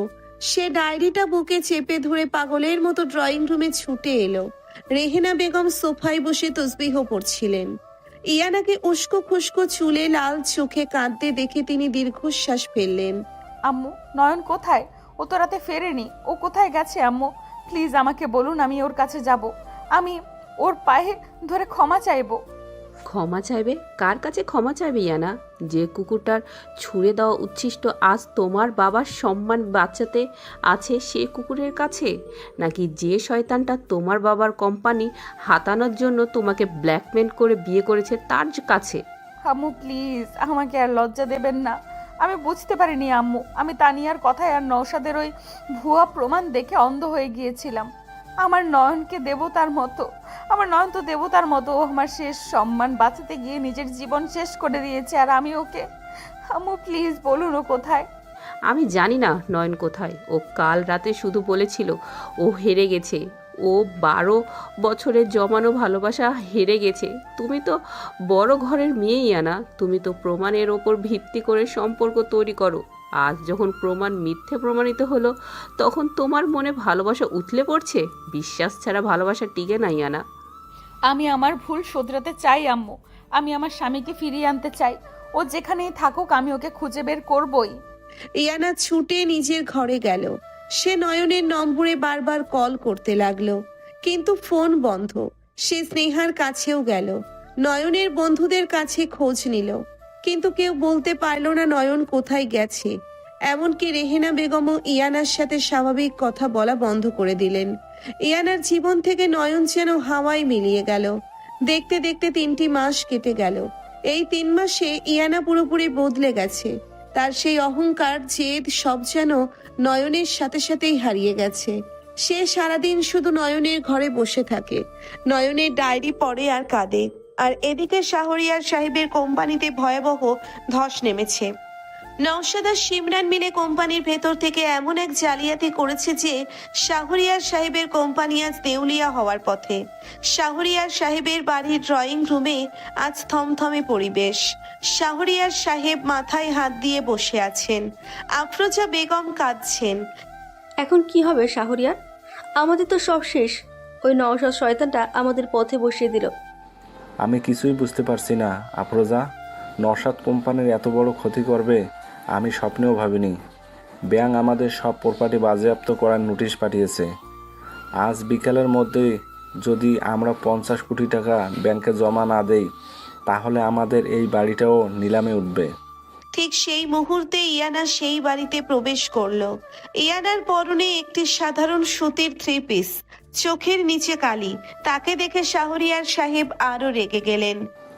তুই এখানে কি করতে এসেছিস? তোকে না আমি বলছিলাম ওই বাড়িতে আর কখনো পা না রাখতে? আমি এখানে থাকতে আসিনি আব্বু। আমি শুনেছি কোম্পানির অবস্থা খুব খারাপ। আমি শুধু তোমাদের দেখতে এসেছিলাম। তোর দেখার কোনো দরকার নেই। ওই ফকির নয়ন তোকে ছেড়ে পালিয়েছে বলে এখন বাবার টাকায় ভাগ বসাতে এসেছিস? দূর হ এখান থেকে। হঠাৎ ম্যানেজার রফিক হাঁপাতে হাঁপাতে ড্রয়িং রুমে ঢুকলেন। তার মুখে এক অদ্ভুত আনন্দের হাসি। স্যার, গুড নিউজ, আমরা বেঁচে গেছি স্যার, আমাদের কোম্পানি বেঁচে গেছে। রফিক, কি বলছো তুমি? কে বাঁচালো আমাদের? এশিয়াটিক গ্রুপের এমডি স্যার, দেশের সবচেয়ে বড় মাল্টি মিলিয়নিয়ার ইনভেস্টর। উনি আমাদের কোম্পানির সব দায়ভার নিজের কাঁধে নিচ্ছেন। শুধু তাই নয়, নওশাদ আর শিমরান যে জালিয়াতি করেছিল তার সব প্রমাণ উনি পুলিশের হাতে তুলে দিয়েছেন। পুলিশ নওশাদ আর শিমরানকে অ্যারেস্ট করেছে স্যার। আলহামদুলিল্লাহ। কিন্তু রফিক ভাই, এশিয়াটিক গ্রুপের এমডি তো কখনো মিডিয়ার সামনে আসেন না। উনি আমাদের এত বড় উপকার কেন করলেন? উনি এখনই আসছেন স্যার। উনি আমাদের কোম্পানির 50% শেয়ার কিনে নিয়েছেন। উনি নিজেই পেপারস নিয়ে আসছেন। সবার চোখ দরজার দিকে স্থির হয়ে গেল। ইয়ানাও এক কোণায় দাঁড়িয়ে আছে। সেও দেখতে চায় কে সেই মানুষ যে আজ তার বাবার সম্মান বাঁচালো। কিছুক্ষণ পর দরজার সামনে বেশ কয়েকটি দামি কালো গাড়ি এসে থামলো। কয়েকজন বডিগার্ড ভেতরে প্রবেশ করলো। আর তাদের পেছনে যে মানুষটি রাজকীয় ভঙ্গিতে ঘরে ঢুকলো তাকে দেখে শাহরিয়ার সাহেব, আফরোজা বেগম এবং ইয়ানা যেন পাথর হয়ে গেল। নয়ন, তুই এখানে কি করছিস? নয়নের পরনে আজ একটি অত্যন্ত দামি কালো থ্রি পিস স্যুট, চোখে রোদ চশমা, হাতের দামি ঘড়ি, আর তার হাতের রাজকীয় স্টাইল বলে দিচ্ছে সে আর সেই বস্তির সাধারণ ছেলে নয়। নয়নের পেছনে এশিয়াটিক গ্রুপের লিগ্যাল অ্যাডভাইজার দাঁড়িয়ে আছেন। নয়ন রোদ চশমা খুলে শাহরিয়ার সাহেবের দিকে শীতল দৃষ্টিতে তাকালো। আসসালামু আলাইকুম মিস্টার শাহরিয়ার, আমি নয়ন, এশিয়াটিক গ্রুপের ম্যানেজিং ডিরেক্টর এবং আপনার কোম্পানির নতুন 50% শেয়ার হোল্ডার। কি বলছিস তুই এসব? তুই ইয়ানার ছেলে? তুই তো সামান্য একটা কুকুর, তাই না মিসেস আফরোজা? হ্যাঁ, আমি জালালউদ্দিন আর রেহানা বেগমের ছোট ছেলে। আমার বাবা একসময় এই শহরের সবচেয়ে বড় ব্যবসায়ী ছিলেন, কিন্তু চক্রান্তের শিকার হয়ে তিনি সব হারান। আমার মা আমাকে আর আমার ভাইকে শিক্ষা দেওয়ার জন্য, টাকার আসল মর্ম বোঝানোর জন্য বস্তিতে সাধারণ মানুষের মতো বড় করেছেন। কিন্তু আমি আমার বাবার সাম্রাজ্য নিজের যোগ্যতায় আবার ফিরিয়ে এনেছি। তার মানে এই এশিয়াটিক গ্রুপে তুই আমাদের কোম্পানি বাঁচালি? আমি আপনাদের কোম্পানি বাঁচাইনি মিস্টার শাহরিয়ার, আমি শুধু একটা ইনভেস্টমেন্ট করেছি। আমি নওশাদকে জেলে পাঠিয়েছি, কারণ সে শুধু আপনার সাথেই নয়, আমার স্ত্রী মানে মিস ইয়ানার সাথেও চরম নোংরামি করেছিল। আমি আমার অপমানের প্রতিশোধ নিয়েছি মাত্র। ইয়ানা এতক্ষণ বাকরুদ্ধ হয়ে নয়নের দিকে তাকিয়েছিল। তার নয়ন, তার সেই আদুরে আনরোম্যান্টিক স্বামীটা আজ এই শহরের সবচেয়ে ক্ষমতাবান মানুষ। ইয়ানা আর নিজেকে আটকে রাখতে পারল না। সে দৌড়ে এসে নয়নের হাতটা ধরল। নয়ন, তুমি ফিরে এসেছো। আমি জানতাম তুমি ঠিক ফিরে আসবে। আমাকে ক্ষমা করে দাও নয়ন, আমি তোমাকে চিনতে অনেক বড় ভুল করেছিলাম। নয়ন খুব শান্তভাবে ইয়ানার হাতটা ছাড়িয়ে নিল। তার চোখে আজ কোনো মায়া নেই, কোনো ভালোবাসা নেই, আছে শুধু এক জমাট বাঁধা বরফ। মিস ইয়ানা, আমি এখানে কোনো ব্যক্তিগত সম্পর্ক নিয়ে আসিনি। আমি এখানে এসেছি বিজনেস ডিল ফাইনাল করতে, আর আপনি আমাকে স্পর্শ করবেন না। আপনার মতো বড় ঘরের মেয়ের একজন সাধারণ কুকুরের ছোঁয়া লাগলে আপনার সম্মান নষ্ট হতে পারে। প্লিজ নয়ন, আমাকে ওই কথাগুলো মনে করিয়ে দিয়ে আর শাস্তি দিও না। আমি তোমার ডায়েরি পড়েছি নয়ন, আমি সব জানি। তুমি আমাকে সেই ছোটবেলা থেকে ভালোবাসো। ছোটবেলার ভালোবাসা ছোটবেলাতেই মানায় মিস ইয়ানা। বাস্তবে ভালোবাসার চেয়ে কাগজের প্রমাণের দাম বেশি। আপনি তো প্রমাণ ছাড়া কিছু বিশ্বাস করেন না, তাই না? আজ আমার কাছে প্রমাণ আছে যে আমি এই শহরের সবচেয়ে বড় ধনী, তাই হয়তো আজ আপনার মনে আমার জন্য আবার ভালোবাসা জেগেছে। না নয়ন, তুমি ভুল ভাবছো। তুমি যদি আজ রাস্তার ভিখারিও হতে, তাহলেও আমি তোমার পায়ে পড়তাম। আমি তোমাকে ভালোবেসে ফেলেছি নয়ন। ভালোবাসা? যে ভালোবাসা একটা এআই বানানো ফেক অডিও আর কয়েকটা স্ক্রিনশট দেখে জানালা দিয়ে পালিয়ে যায়, আমি সেই ভালোবাসাকে ঘৃণা করি। মিস্টার শাহরিয়ার, পেপারস রেডি আছে, আপনি শুধু সাইন করে দিন। আমার হাতে সময় খুব কম। নয়নের এই নির্মম অবহেলা ইয়ানার বুকে ধারালো ছুরির মতো বিঁধল। শাহরিয়ার সাহেব কাঁপা কাঁপা হাতে পেপারসে সাইন করে দিলেন। নয়ন পেপারসে নিয়ে একবারও ইয়ানার দিকে না তাকিয়ে সোজা বাইরে চলে গেল। ইয়ানা ফ্লোরে বসে অঝরে কাঁদতে লাগলো। ইয়ানা, তুই কাঁদছিস কেন? যা, নয়নকে আটকা। ও তো তোরই স্বামী। স্বামী? আমি তো নিজের হাতে আমার স্বামীকে খুন করেছি আম্মু। আমি আমার অহংকার দিয়ে ওর ভালোবাসাটাকে মেরে ফেলেছি, কিন্তু আমি এত সহজে হার মানবো না। আমি আমার নয়নকে ফিরিয়ে আনবই। বিকেল গড়িয়ে সন্ধ্যা নেমেছে। আকাশ ঘন কালো মেঘে ঢেকে গেছে। তীব্র বেগে বাতাস বইছে। যে কোনো মুহূর্তে কালবৈশাখী ঝড় শুরু হবে। এশিয়াটিক গ্রুপের বিস্তলা হেড অফিসের সামনে এসে থামলো একটি ট্যাক্সি। ট্যাক্সি থেকে নামলো ইয়ানা। আজ সে সেই ঐতিহ্যবাহী লাল সাদা শাড়িটি পরেছে। তার নিখুঁত ফর্সা মুখশ্রীর সাথে দুহাতের ফর্সা ত্বক একদম মানানসই লাগছে। শাড়ির কুচি আর আঁচল খুব যত্ন করে গোছানো। ঠিক এই শাড়িটা পরেই সে নয়নের সাথে বিয়ের পর প্রথম সকালে সেজেছিল। সে জানে নয়ন এই রূপটা দেখতে ভালোবাসে। ইয়ানা সোজা রিসেপশনে গেল। আমাকে আপনাদের এমডি স্যারের সাথে দেখা করতে হবে। ম্যাম, এমডি স্যারের সাথে অ্যাপয়েন্টমেন্ট ছাড়া দেখা করা নিষেধ। উনি আজ খুব ব্যস্ত। আমি ওর স্ত্রী, আমার কোনো অ্যাপয়েন্টমেন্ট লাগবে না। ইয়ানা কাউকে তোয়াক্কা না করে সোজা লিফটে উঠে নয়নের পার্সোনাল ফ্লোরে চলে গেল। নয়ন তখন ল্যাপটপে কাজ করছিল। ইয়ানাকে হঠাৎ দরজা খুলে ঢুকতে দেখে সে ভ্রু কুচকালো। আপনি এখানে কেন এসেছেন মিস? ইয়ানা, আমার সিকিউরিটি এত দুর্বল হয়ে গেল কবে থেকে? আমি তোমার স্ত্রী নয়ন। স্ত্রীর স্বামীর কাছে আসতে কোনো সিকিউরিটির প্রয়োজন হয় না। স্ত্রী? আমাদের বিয়েটা তো একটা চুক্তি ছিল মাত্র। আপনি তো বলেছিলেন, আমি আপনাকে সম্মান দিয়েছিলাম, আর আপনি আমাকে ঘাড় ধাক্কা দিয়ে বের করে দিয়েছিলেন। এখন আর এসব ন্যাকামি করে কী লাভ? আমি ন্যাকামি ধরছি না, আমি ন্যাকামি করছি না নয়ন। আমি জানি আমি অনেক বড় অপরাধ করেছি। আমি তোমার চোখের ভাষা বুঝতে পারিনি, কিন্তু তুমি তো আমাকে ভালোবাসতে নয়ন। 12টা বছর তুমি আমাকে ভালোবেসেছো। সেই ভালোবাসা কি এক নিমেষেই শেষ হয়ে যেতে পারে? শেষ হয়ে যায়নি ইয়ানা, আমি নিজের হাতে সেই ভালোবাসাকে কবর দিয়েছি। আপনি কি জানেন, ওই রাতে আপনি যখন আমাকে কুকুর বলেছিলেন, তখন আমার বুকের ভেতরটা কেমন ফেটে যাচ্ছিল। আমি আপনার সম্মান বাঁচাতে গিয়ে নওশাদের কাছে নিজের মাথা নিচু করেছিলাম, আর আপনি আমাকে তার চেয়েও জঘন্য বানালেন। আমাকে শাস্তি দাও নয়ন। তুমি আমাকে মারো, আমাকে বকো, আমাকে ঘাড় ধাক্কা দিয়ে বের করে দাও, কিন্তু আমাকে ছেড়ে যাওয়ার কথা বলো না। আমি তোমাকে ছাড়া বাঁচবো না নয়ন। ইয়ানা কাঁদতে কাঁদতে নয়নের পায়ের কাছে বসে পড়ল। সে নয়নের হাতটা নিজের দুহাতে চেপে ধরল। নয়ন কঠোর থাকার চেষ্টা করছে, কিন্তু ইয়ানার চোখের পানি দেখে তার বুকের ভেতরটা দুমড়ে মুচড়ে যাচ্ছে। তার উপর ইয়ানার পরনে সেই লাল সাদা শাড়ি, যা দেখে নয়নের 12 বছর আগের সেই কাশফুল বনের কথা মনে পড়ে যাচ্ছে। আপনি এখান থেকে যান ইয়ানা, আমি আপনাকে ক্ষমা করতে পারবো না। বিশ্বাস একবার ভাঙলে সেটা আর জোড়া লাগে না। নয়ন ঝটকা দিয়ে ইয়ানার হাত ছাড়িয়ে নিল এবং অফিস থেকে দ্রুত বেরিয়ে লিফটের দিকে চলে গেল। ইয়ানা ফ্লোরে পড়ে হু হু করে কাঁদতে লাগলো, কিন্তু সে হার মানতে রাজি নয়। সে দ্রুত উঠে নয়নের পিছু পিছু নিচে নামলো। নয়ন যখন বিল্ডিং থেকে বের হচ্ছে, তখন বাইরে মুষলধারে বৃষ্টি শুরু হয়েছে। বৃষ্টির সাথে সাথে প্রচন্ড মেঘের ডাক। ইয়ানা তো মেঘের ডাক খুব ভয় পায়। গাড়ি আনলক করে ভেতরে বসতে যাবে, ঠিক তখন ইয়ানা দৌড়ে এসে নয়নের গাড়ির সামনে দাঁড়ালো। ইয়ানা, আপনি পাগল হয়ে গেছেন। রাস্তা থেকে সরুন, গাড়ি চালিয়ে দেব আমি। চালিয়ে দাও গাড়ি, আমাকে মেরেই ফেলো তুমি। তোমাকে ছাড়া বেঁচে থাকার চেয়ে তোমার গাড়ির নিচে মরে যাওয়া আমার কাছে অনেক বেশি শান্তির। নয়ন গাড়ি থেকে নেমে ইয়ানার কাছে এলো। মুষলধারে বৃষ্টিতে ইয়ানা পুরোপুরি ভিজে গেছে। তার ঐতিহ্যবাহী লাল সাদা শাড়ি ভিজে তার ফর্সা নিখুঁত গায়ের সাথে লেপ্টে আছে। শাড়ির লাল পাড় থেকে বৃষ্টির পানি গড়িয়ে গড়িয়ে পড়ছে। ইয়ানার নিখুঁত ফর্সা হাত দুটো ঠান্ডায় কাঁপছে। বৃষ্টির কারণে সে চোখ খুলতে পারছে না, কিন্তু তবুও সে গাড়ির সামনে পাহাড়ের মতো দাঁড়িয়ে আছে। জেদ করবেন না ইয়ানা, সরে দাঁড়ান বলছি, আপনার ঠান্ডা লেগে যাবে।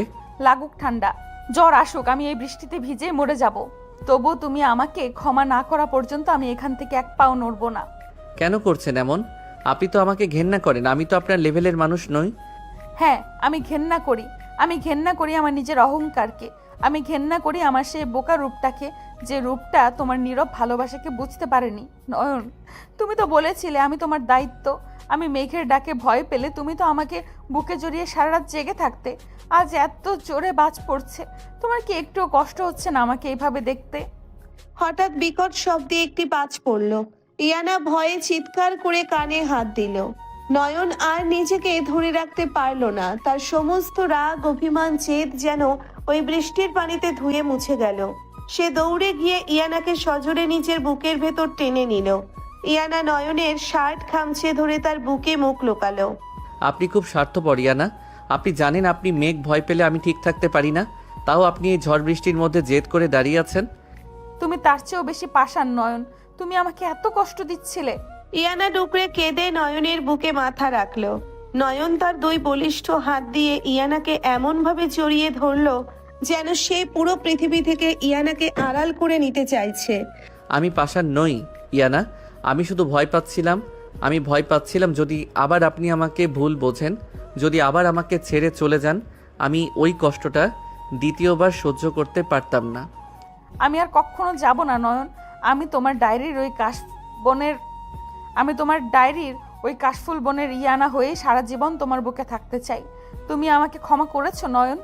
ক্ষমা তো আমি আপনাকে সেদিনই করে দিয়েছিলাম, যেদিন আপনি আমার কপালে জলপট্টি দিয়ে সারা রাত জেগেছিলেন। কিন্তু আমি তো পুরুষ মানুষ ইয়ানা, একটু অভিমান তো আমারও করার অধিকার আছে, তাই না? ইয়ানা মুখ তুলে নয়নের দিকে তাকালো। বৃষ্টির পানিতে নয়নের চুলগুলো ভিজে কপালে লেপ্টে আছে। ইয়ানা নিখুঁত ফর্সা হাতটি ধীরে ধীরে নয়নের ভেজা গালে স্পর্শ করলো। আমার আনরোমান্টিক বরের এত অভিমান? ঠিক আছে, আজ থেকে তোমার সব অভিমান ভাঙানোর দায়িত্ব এই আদরে বউয়ের। নয়ন মুচকি হাসল। সে ইয়ানার কপালে জমে থাকা বৃষ্টির পানি আলতো করে মুছে দিল। তারপর দুই হাত দিয়ে ইয়ানার ফর্সা নিখুঁত মুখটা অঞ্জলি করে ধরে তার ঠোঁটে এক দীর্ঘ পবিত্র আর আবেগ ঘন চুমু আঁকল। মুষলধারে বৃষ্টির মধ্যে দীর্ঘ 3 মাসের বিরহ, রাগ, জেদ আর অভিমান গলে গিয়ে এক পরম শান্তির ভালোবাসায় পরিণত হলো। রাস্তার ল্যাম্পপোস্টের আলোয় লাল সাদা শাড়ি পরা ইয়ানা আর স্যুট পরা নয়নকে দেখে মনে হচ্ছিল যেন কোনো রূপকথার রাজ্য থেকে নেমে আসা এক অমর জুটি। বৃষ্টির তীব্রতা আরো বাড়ছে, কিন্তু নয়ন আর ইয়ানার সেদিকে কোনো ভ্রুক্ষেপ নেই। তারা একে অপরের উষ্ণতায় নিজেদের সব কষ্ট ভুলে গেছে। 12 বছরের নীরব ভালোবাসা আজ সমস্ত বাধা পেরিয়ে সমস্ত চক্রান্ত ধূলিসাৎ করে পূর্ণতা পেল। মুষলধারে বৃষ্টির মধ্যে নয়নের বুকের মাথা রেখে ইয়ানা যেন পৃথিবীর সব শান্তি খুঁজে পেয়েছে। দীর্ঘক্ষণ একে অপরকে জড়িয়ে রাখার পর নয়ন ইয়ানাকে নিজের স্যুট দিয়ে মুড়িয়ে গাড়িতে বসালো। গাড়ি চলতে শুরু করলো এশিয়াটিক গ্রুপের এমডি অর্থাৎ নয়নদের আসল রাজকীয় প্রাসাদের দিকে। পুরোটা রাস্তায় ইয়ানা নয়নের একটা হাত শক্ত করে ধরে নিজের গালের সাথে চেপে রেখেছিল। নয়নের হাতের স্পর্শ পেয়ে ইয়ানার মনে হচ্ছিল সে যেন তার হারিয়ে যাওয়া প্রাণ ফিরে পেয়েছে। গাড়ি এসে থামলো এক বিশাল প্রাসাদের সামনে। শাহরিয়ার সাহেবের বাড়ির চেয়েও এই বাড়িটা বহুগুণ বড় আর বিলাসবহুল। ইয়ানাকে নিয়ে নয়ন যখন ড্রয়িং রুমে প্রবেশ করলো তখন সেখানে পরিবারের সবাই উপস্থিত। রেহেনা বেগম, জালালউদ্দিন বড় ভাই তানজিম, মৃত্তিকা ভাবি, এমনকি দাদিমাও বসে আছেন। ইয়ানাকে ভেজা অবস্থায় দেখে সবাই চমকে উঠলেন। ইয়ানা সোজা ছুটে গিয়ে রেহেনা বেগমের পায়ের কাছে বসে পড়ল। আম্মু, আমাকে মাফ করে দিন। আমি না বুঝে অনেক বড় অপরাধ করে ফেলেছিলাম। আমি প্রমাণ আর জেদের বশবর্তী হয়ে আপনাদের সবার মনে কষ্ট দিয়েছি। আম্মু প্লিজ আমাকে আপনাদের মেয়ে হিসেবে আর একটা বার সুযোগ দিন। পাগলি মেয়ে একটা, তুই তো আমার মেয়ে মতোই, তুই কাঁদছিস কেন? রেহেনা বেগম ইয়ানাকে টেনে তুলে নিজের বুকে জড়িয়ে ধরলেন। ইয়ানা ডুকরে কেঁদে উঠল। রেহেনা বেগম ইয়ানার মাথায় হাত বুলিয়ে দিতে লাগলেন। আমি তোকে সেই দিন ওই কথাগুলো বলেছিলাম কারণ আমি চেয়েছিলাম তোর ভেতর থেকে ওই বড় লোকের অহংকারটা পুরোপুরি মুছে যাক।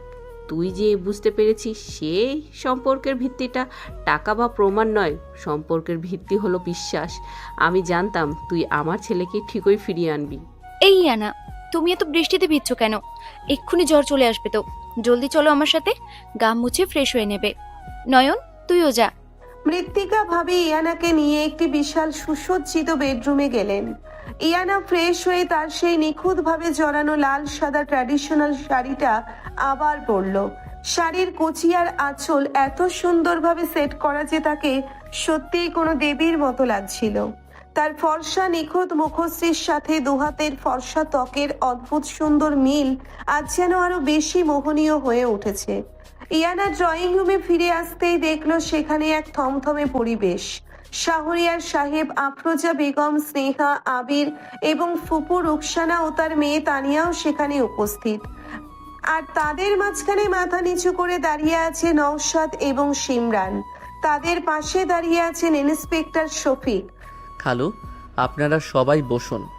আজ আমি আপনাদের সবাইকে এখানে ডেকেছি কিছু সত্য চিরতরে পরিষ্কার করার জন্য। ইন্সপেক্টর শফিক, ওদের দুজনকে সামনে নিয়ে আসুন। ইন্সপেক্টর শফিক নওশাদ আর সিমরানকে ধাক্কা দিয়ে সামনে আনলেন। নওশাদের মুখে ভয়ের ছাপ স্পষ্ট। নয়ন, এই শয়তানগুলো তো আমার কোম্পানি ধ্বংস করে দিয়েছিল। এদের তো জেলে থাকার কথা, এখানে কেন এনেছো? কারণ এদের আসল শাস্তি এখনো বাকি খালু। নওশাদ শুধু আপনার কোম্পানির টাকাই চুরি করেনি, সে ইয়ানার সাথেও চরম নোংরামি করেছিল। আর সেই নোংরামিতে ওকে সাহায্য করেছিল এই বাড়িরই একজন। নয়নের কথা শুনে সবাই একে অপরের মুখ চাওয়াচাই করতে লাগলো। তানিয়া এবং রুকসানা ফুপুর মুখ ভয়ে ফ্যাকাশে হয়ে গেল। কে সে নয়ন? কে আমাদের এত বড় ক্ষতি করতে চেয়েছিল? তানিয়া, তুই সামনে আয়। নয়নের গম্ভীর কণ্ঠ শুনে তানিয়া কাঁপতে কাঁপতে সামনে এসে দাঁড়ালো। ভাইয়া আমি কিছু করিনি। চুপ করবি তুই? তুই ভাবলি কিভাবে যে আমার বেডরুমে তুই ওই ভুয়া খামটা রেখে আসবি আর আমি সেটা ধরতে পারবো না? আমি এশিয়াটিক গ্রুপের এমডি। আমার বেডরুমে হিডেন ক্যামেরা লাগানো থাকে, সেটা কি তুই জানতিস? নয়ন তার ল্যাপটপ অন করে প্রজেক্টরে একটা ভিডিও প্লে করলো। ভিডিওতে স্পষ্ট দেখা যাচ্ছে তানিয়া চুপি চুপি নয়নের রুমে ঢুকে তোশকের নিচে ওই খামটা লুকিয়ে রাখছে। ইয়ানার আগে ফুঁসতে লাগলো। তানিয়া, তুই এত নীচ! আমি তোকে কি ক্ষতি করেছিলাম যে তুই আমার আর নয়নের মাঝে ওই ফেক অডিও আর কাগজ রেখে আমাদের আলাদা করতে চাইলি?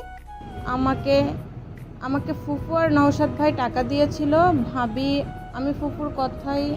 এই হারামির মেয়ে, তুই আমার নাম জড়াচ্ছিস কেন? আমি এসবের কিছু জানি না। মিথ্যা বলবেন না রুকসানা আন্টি, আপনি তো আমাকে বলেছিলেন যে রেহানার ছেলে নয়নকে আপনি দু চোখে দেখতে পারেন না। আপনি চেয়েছিলেন নয়ন আর ইয়ানার ডিভোর্স হয়ে যাক, যাতে শাহরিয়ার সাহেবের সম্পত্তি আপনার ভাগে আসে। আর সেই প্ল্যানে আমি আপনাকে সাহায্য করেছিলাম। ওই এআই ভয়েস আর ফেক ব্যাক স্টেটমেন্ট আমি বানিয়েছিলাম। নওশাদের কথা শুনে পুরো ড্রয়িং রুমে যেন বোমা ফাটলো। আফরোজা বেগম ছুটে এসে রুকসানার গালে সজোরে এক থাপ্পড় বসিয়ে দিলেন। রুকসানা, তুই নিজের ভাইয়ের মেয়ের এত বড় সর্বনাশ করতে চাইলি টাকার লোভে? তুই তো একটা ডাইনি। তুই আজ থেকে আমার বোন নস রুকসানা। আমার প্রপার্টিতে তোর কোনো এক পয়সাও অধিকার নেই। তুই আর তোর মেয়ে এই মুহূর্ত থেকে আমার বাড়ি থেকে, আমার জীবন থেকে দূর হয়ে যা। ভাই, আমাকে মাফ করে দেন ভাই। আমি লোভের বশে এই কাজ করে ফেলেছি। রাহানা ভাবি, আমাকে বাঁচান। যে নারী নিজের লোভের জন্য একটা পবিত্র ভালোবাসাকে কালিমা লিপ্ত করতে পারে, তার জন্য আমার মনে কোনো জায়গা নেই। আপনারাও আসুন। শাহরিয়ার সাহেবের নির্দেশে গার্ডরা রুকসানা এবং তানিয়াকে ঘাড় ধাক্কা দিয়ে বের করে দিল। ইন্সপেক্টর শফিক নওশাদ আর সিমরানকে হাতকড়া পরালেন। পুলিশ নওশাদ আর সিমরানকে নিয়ে চলে গেল। ড্রয়িং রুমে এখন শুধু দুই পরিবারের আপন মানুষগুলো। আফরোজা বেগম ধীর পায়ে রেহেনা বেগমের সামনে এসে দাঁড়ালেন। তার চোখে অনুশোচনার জল। রেহানা, তুই আমাকে মাফ করে দিস বোন। আমি টাকার অহংকারে অন্ধ হয়ে গিয়েছিলাম। আমি ভুলে গিয়েছিলাম যে আমরা একসময় কতটা কাছে ছিলাম। আমি তোর ছেলেকে কুকুর বলেছি, ওকে ঘাড় ধাক্কা দিয়েছি, অথচ ওই ছেলেই আজ আমার স্বামীর সম্মান, আমার মেয়ের জীবন সব বাঁচালো। আমাকে তুই ক্ষমা কর রেহানা। আরে আফরোজা, তুই কাঁদছিস কেন? আমার তো বোন। তোর মেয়ে কি আমার মেয়ে নয়? আর নয়ন তো তোদেরই ছেলে। অতীত ভুলে যা। আজ থেকে আমাদের দুই পরিবার আবার আগের মতো এক হয়ে গেল। রেহেনা এবং আফরোজা একে অপরকে জড়িয়ে ধরে কাঁদতে লাগলেন। শাহরিয়ার সাহেব জালাল উদ্দিনকে জড়িয়ে ধরলেন। পুরো পরিবারে এক আনন্দ ঘন পরিবেশ তৈরি হলো। স্নেহা পেছন থেকে ইয়ানাকে গুঁতো দিয়ে ফিসফিস করে বলল, কি রে মহারানী, এবার তো বর পেলি, তাও আবার মাল্টি মিলিয়নিয়ার। এবার তো একটু হাস। হাসবো কিভাবে? তোর ওই আনরোম্যান্টিক দুলাভাইয়ের দিকে তাকা। এত বড় একটা ঝড় পার হলো আর সে এখনো পকেটে হাত দিয়ে গম্ভীর হয়ে দাঁড়িয়ে আছে। একটা মিষ্টি কথাও তো বলতে পারে। ইয়ানার কথা শুনে আবির এবং তানজিম জোরে হেসে উঠল। আরে দোস্ত, তোর বউ তো তোর নামে কমপ্লেন করেছে, বলছে তুই নাকি আনরোমান্টিক। আমি আনরোমান্টিক? ঠিক আছে, আজ এর একটা ফয়সালা হয়েই যাক। নয়ন হঠাৎ করে ইয়ানার দিকে এগিয়ে এলো। ইয়ানা কিছুটা নার্ভাস হয়ে পিছিয়ে গেল। সবার সামনে নয়ন সোজা হাঁটু গেড়ে ফ্লোরে বসে পড়ল। তার এই কাণ্ড দেখে দাদিমা থেকে শুরু করে শাহরিয়ার সাহেব সবাই অবাক হয়ে গেলেন। নয়ন নিজের পকেট থেকে একটা লাল মখমলের বক্স বের করে সেটা খুলল। ভেতরে একটি জলজলে হীরের আংটি। ইয়ানা, সেই ছোটবেলা থেকে আপনাকে দেখে আসছি। আপনাকে নিয়ে প্রথম যে ছবিটা আমি আমার ডায়েরিতে লিখেছিলাম সেটা এখনও আমার চোখে ভাসে। আমি লিখেছিলাম, আজ ইয়ানা আপু কাশফুল বনে লাল শাড়ি পরে এসেছিল। বাতাসে ওর চুলগুলো উড়ছিল, ওর হাতে ছিল পাম্পাস ঘাস, ওকে ঠিক বড়ির মতো লাগছিল। নয়নের মুখে নিজের সেই ডায়েরির কথাগুলো শুনে ইয়ানার দু চোখ বেয়ে আনন্দ অশ্রু গড়িয়ে পড়তে লাগলো। আমি কোনোদিন ভাবিনি এই পরীর মতো মেয়েটা আমার জীবনে সত্যি হয়ে আসবে।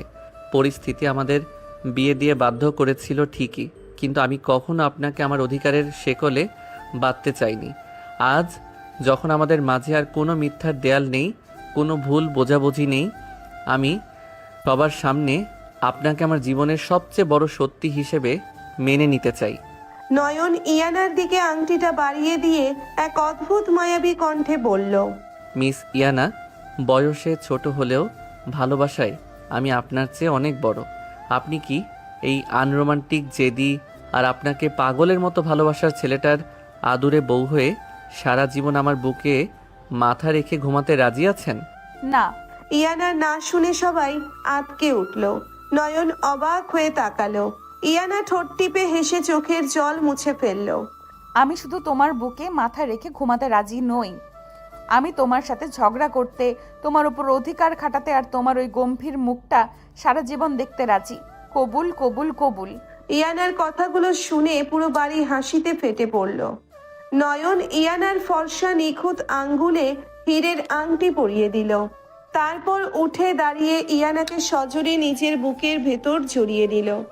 সবাই হাততালি দিয়ে উঠল। দাদিমা আর দুই মা মিলে ওদের মাথায় হাত রেখে দোয়া করে দিলেন। রাতের খাবার শেষ, সবাই নিজের নিজের রুমে চলে গেল। ইয়ানাকে মৃত্তিকা ভাবি এবং স্নেহা মিলে নয়নের নতুন বিশাল বেডরুমে দিয়ে এলো। রুমটা আজ বেলি আর গোলাপ ফুল দিয়ে খুব সুন্দর করে সাজানো। চারিদিকে মিষ্টি একটা সুবাস। ইয়ানা খাটের এক কোণায় বসে আছে। তার পরনে সেই লাল সাদা শাড়ি যা নিখুঁতভাবে তার ফর্সা ত্বকের সাথে মিশে আছে। একটু পর দরজা খোলার শব্দ হলো। নয়ন ধীর পায়ে ভেতরে প্রবেশ করে দরজাটা ভেতর থেকে লক করে দিল। নয়ন ইয়ানার দিকে এগিয়ে আসতেই ইয়ানার বুকের ভেতরটা অজানা এক শিহরণে কেঁপে উঠল। নয়ন ইয়ানার পাশে বসে তার হাত দুটো নিজের হাতের মুঠোয় নিল। আপনি কাঁদছেন ইয়ানা? না, মানে আমি বুঝতে পারছি না নয়ন, এত সুখ আমার কপালে কিভাবে জুটলো? আমি তো তোমাকে কত কষ্ট দিয়েছি, তুমি আমাকে এত ভালোবাসো কেন? কারণ আপনি আমার সেই লাল শাড়ি পরা পরী, যাকে ছাড়া আমার পৃথিবী অন্ধকার। আপনি জানেন ইয়ানা, গত 3টে মাস আপনাকে ছাড়া আমি কিভাবে কাটিয়েছি। প্রতিদিন রাতে আপনার বালিশটা বুকে জড়িয়ে কাঁদতাম। আর কাঁদবে না নয়ন, আর কখনো না। আমি কথা দিচ্ছি, জীবনে যত ঝড় আসুক আমি আর কখনো তোমার হাত ছাড়বো না। তুমি শুধু আমাকে তোমার এই বুকের ভেতর লুকিয়ে রেখো। ইয়ানা মুখ তুলে নয়নের দিকে তাকালো। নয়নের চোখে আজ এক অদ্ভুত নেশা। যে ছেলেটা 12 বছর ধরে নিজের সব অনুভূতি দমিয়ে রেখেছিল, আজ সে তার ভালোবাসাকে পূর্ণতা দিতে চায়। নয়ন ইয়ানার গালে হাত রেখে তার চোখের জল মুছে দিল। আজ আর কোনো কান্না নয় ইয়ানা, আজ শুধু আমাদের রাত। 12 বছরের দীর্ঘ অপেক্ষার পর আজ আপনি পুরোপুরি আমার। নয়নের আঙ্গুলগুলো ইয়ানার ফর্সা মুখশ্রী ছুঁয়ে ধীরে ধীরে নিচের দিকে নামতে লাগলো। ইয়ানা চোখ বন্ধ করে সেই গভীর সম্মানজনক এবং পবিত্র স্পর্শ অনুভব করতে লাগলো। নয়ন খুব আলতো করে ইয়ানার কপালে, কালে এবং শেষে তার কাঁপতে থাকা ঠোঁটে এক গভীর চুমু আঁকলো। ইয়ানা নয়নের শার্ট খামচে ধরে তার আলিঙ্গনে পুরোপুরি নিজেকে সঁপে দিল। নয়নের আদর কোনো তাড়াহুড়োয় ভরা ছিল না। প্রতিটি স্পর্শে ছিল সম্মান আর দীর্ঘদিনের জমানো আবেগ। সে ইয়ানাকে পরম যতন করে বিছানায় শুইয়ে দিল। ঘরের আলো ম্লান হয়ে এলো। বাইরে বৃষ্টির হালকা রিমঝিম শব্দ আর ঘরের ভেতর দুটি হৃদয়ের একাকার হয়ে যাওয়ার শব্দ।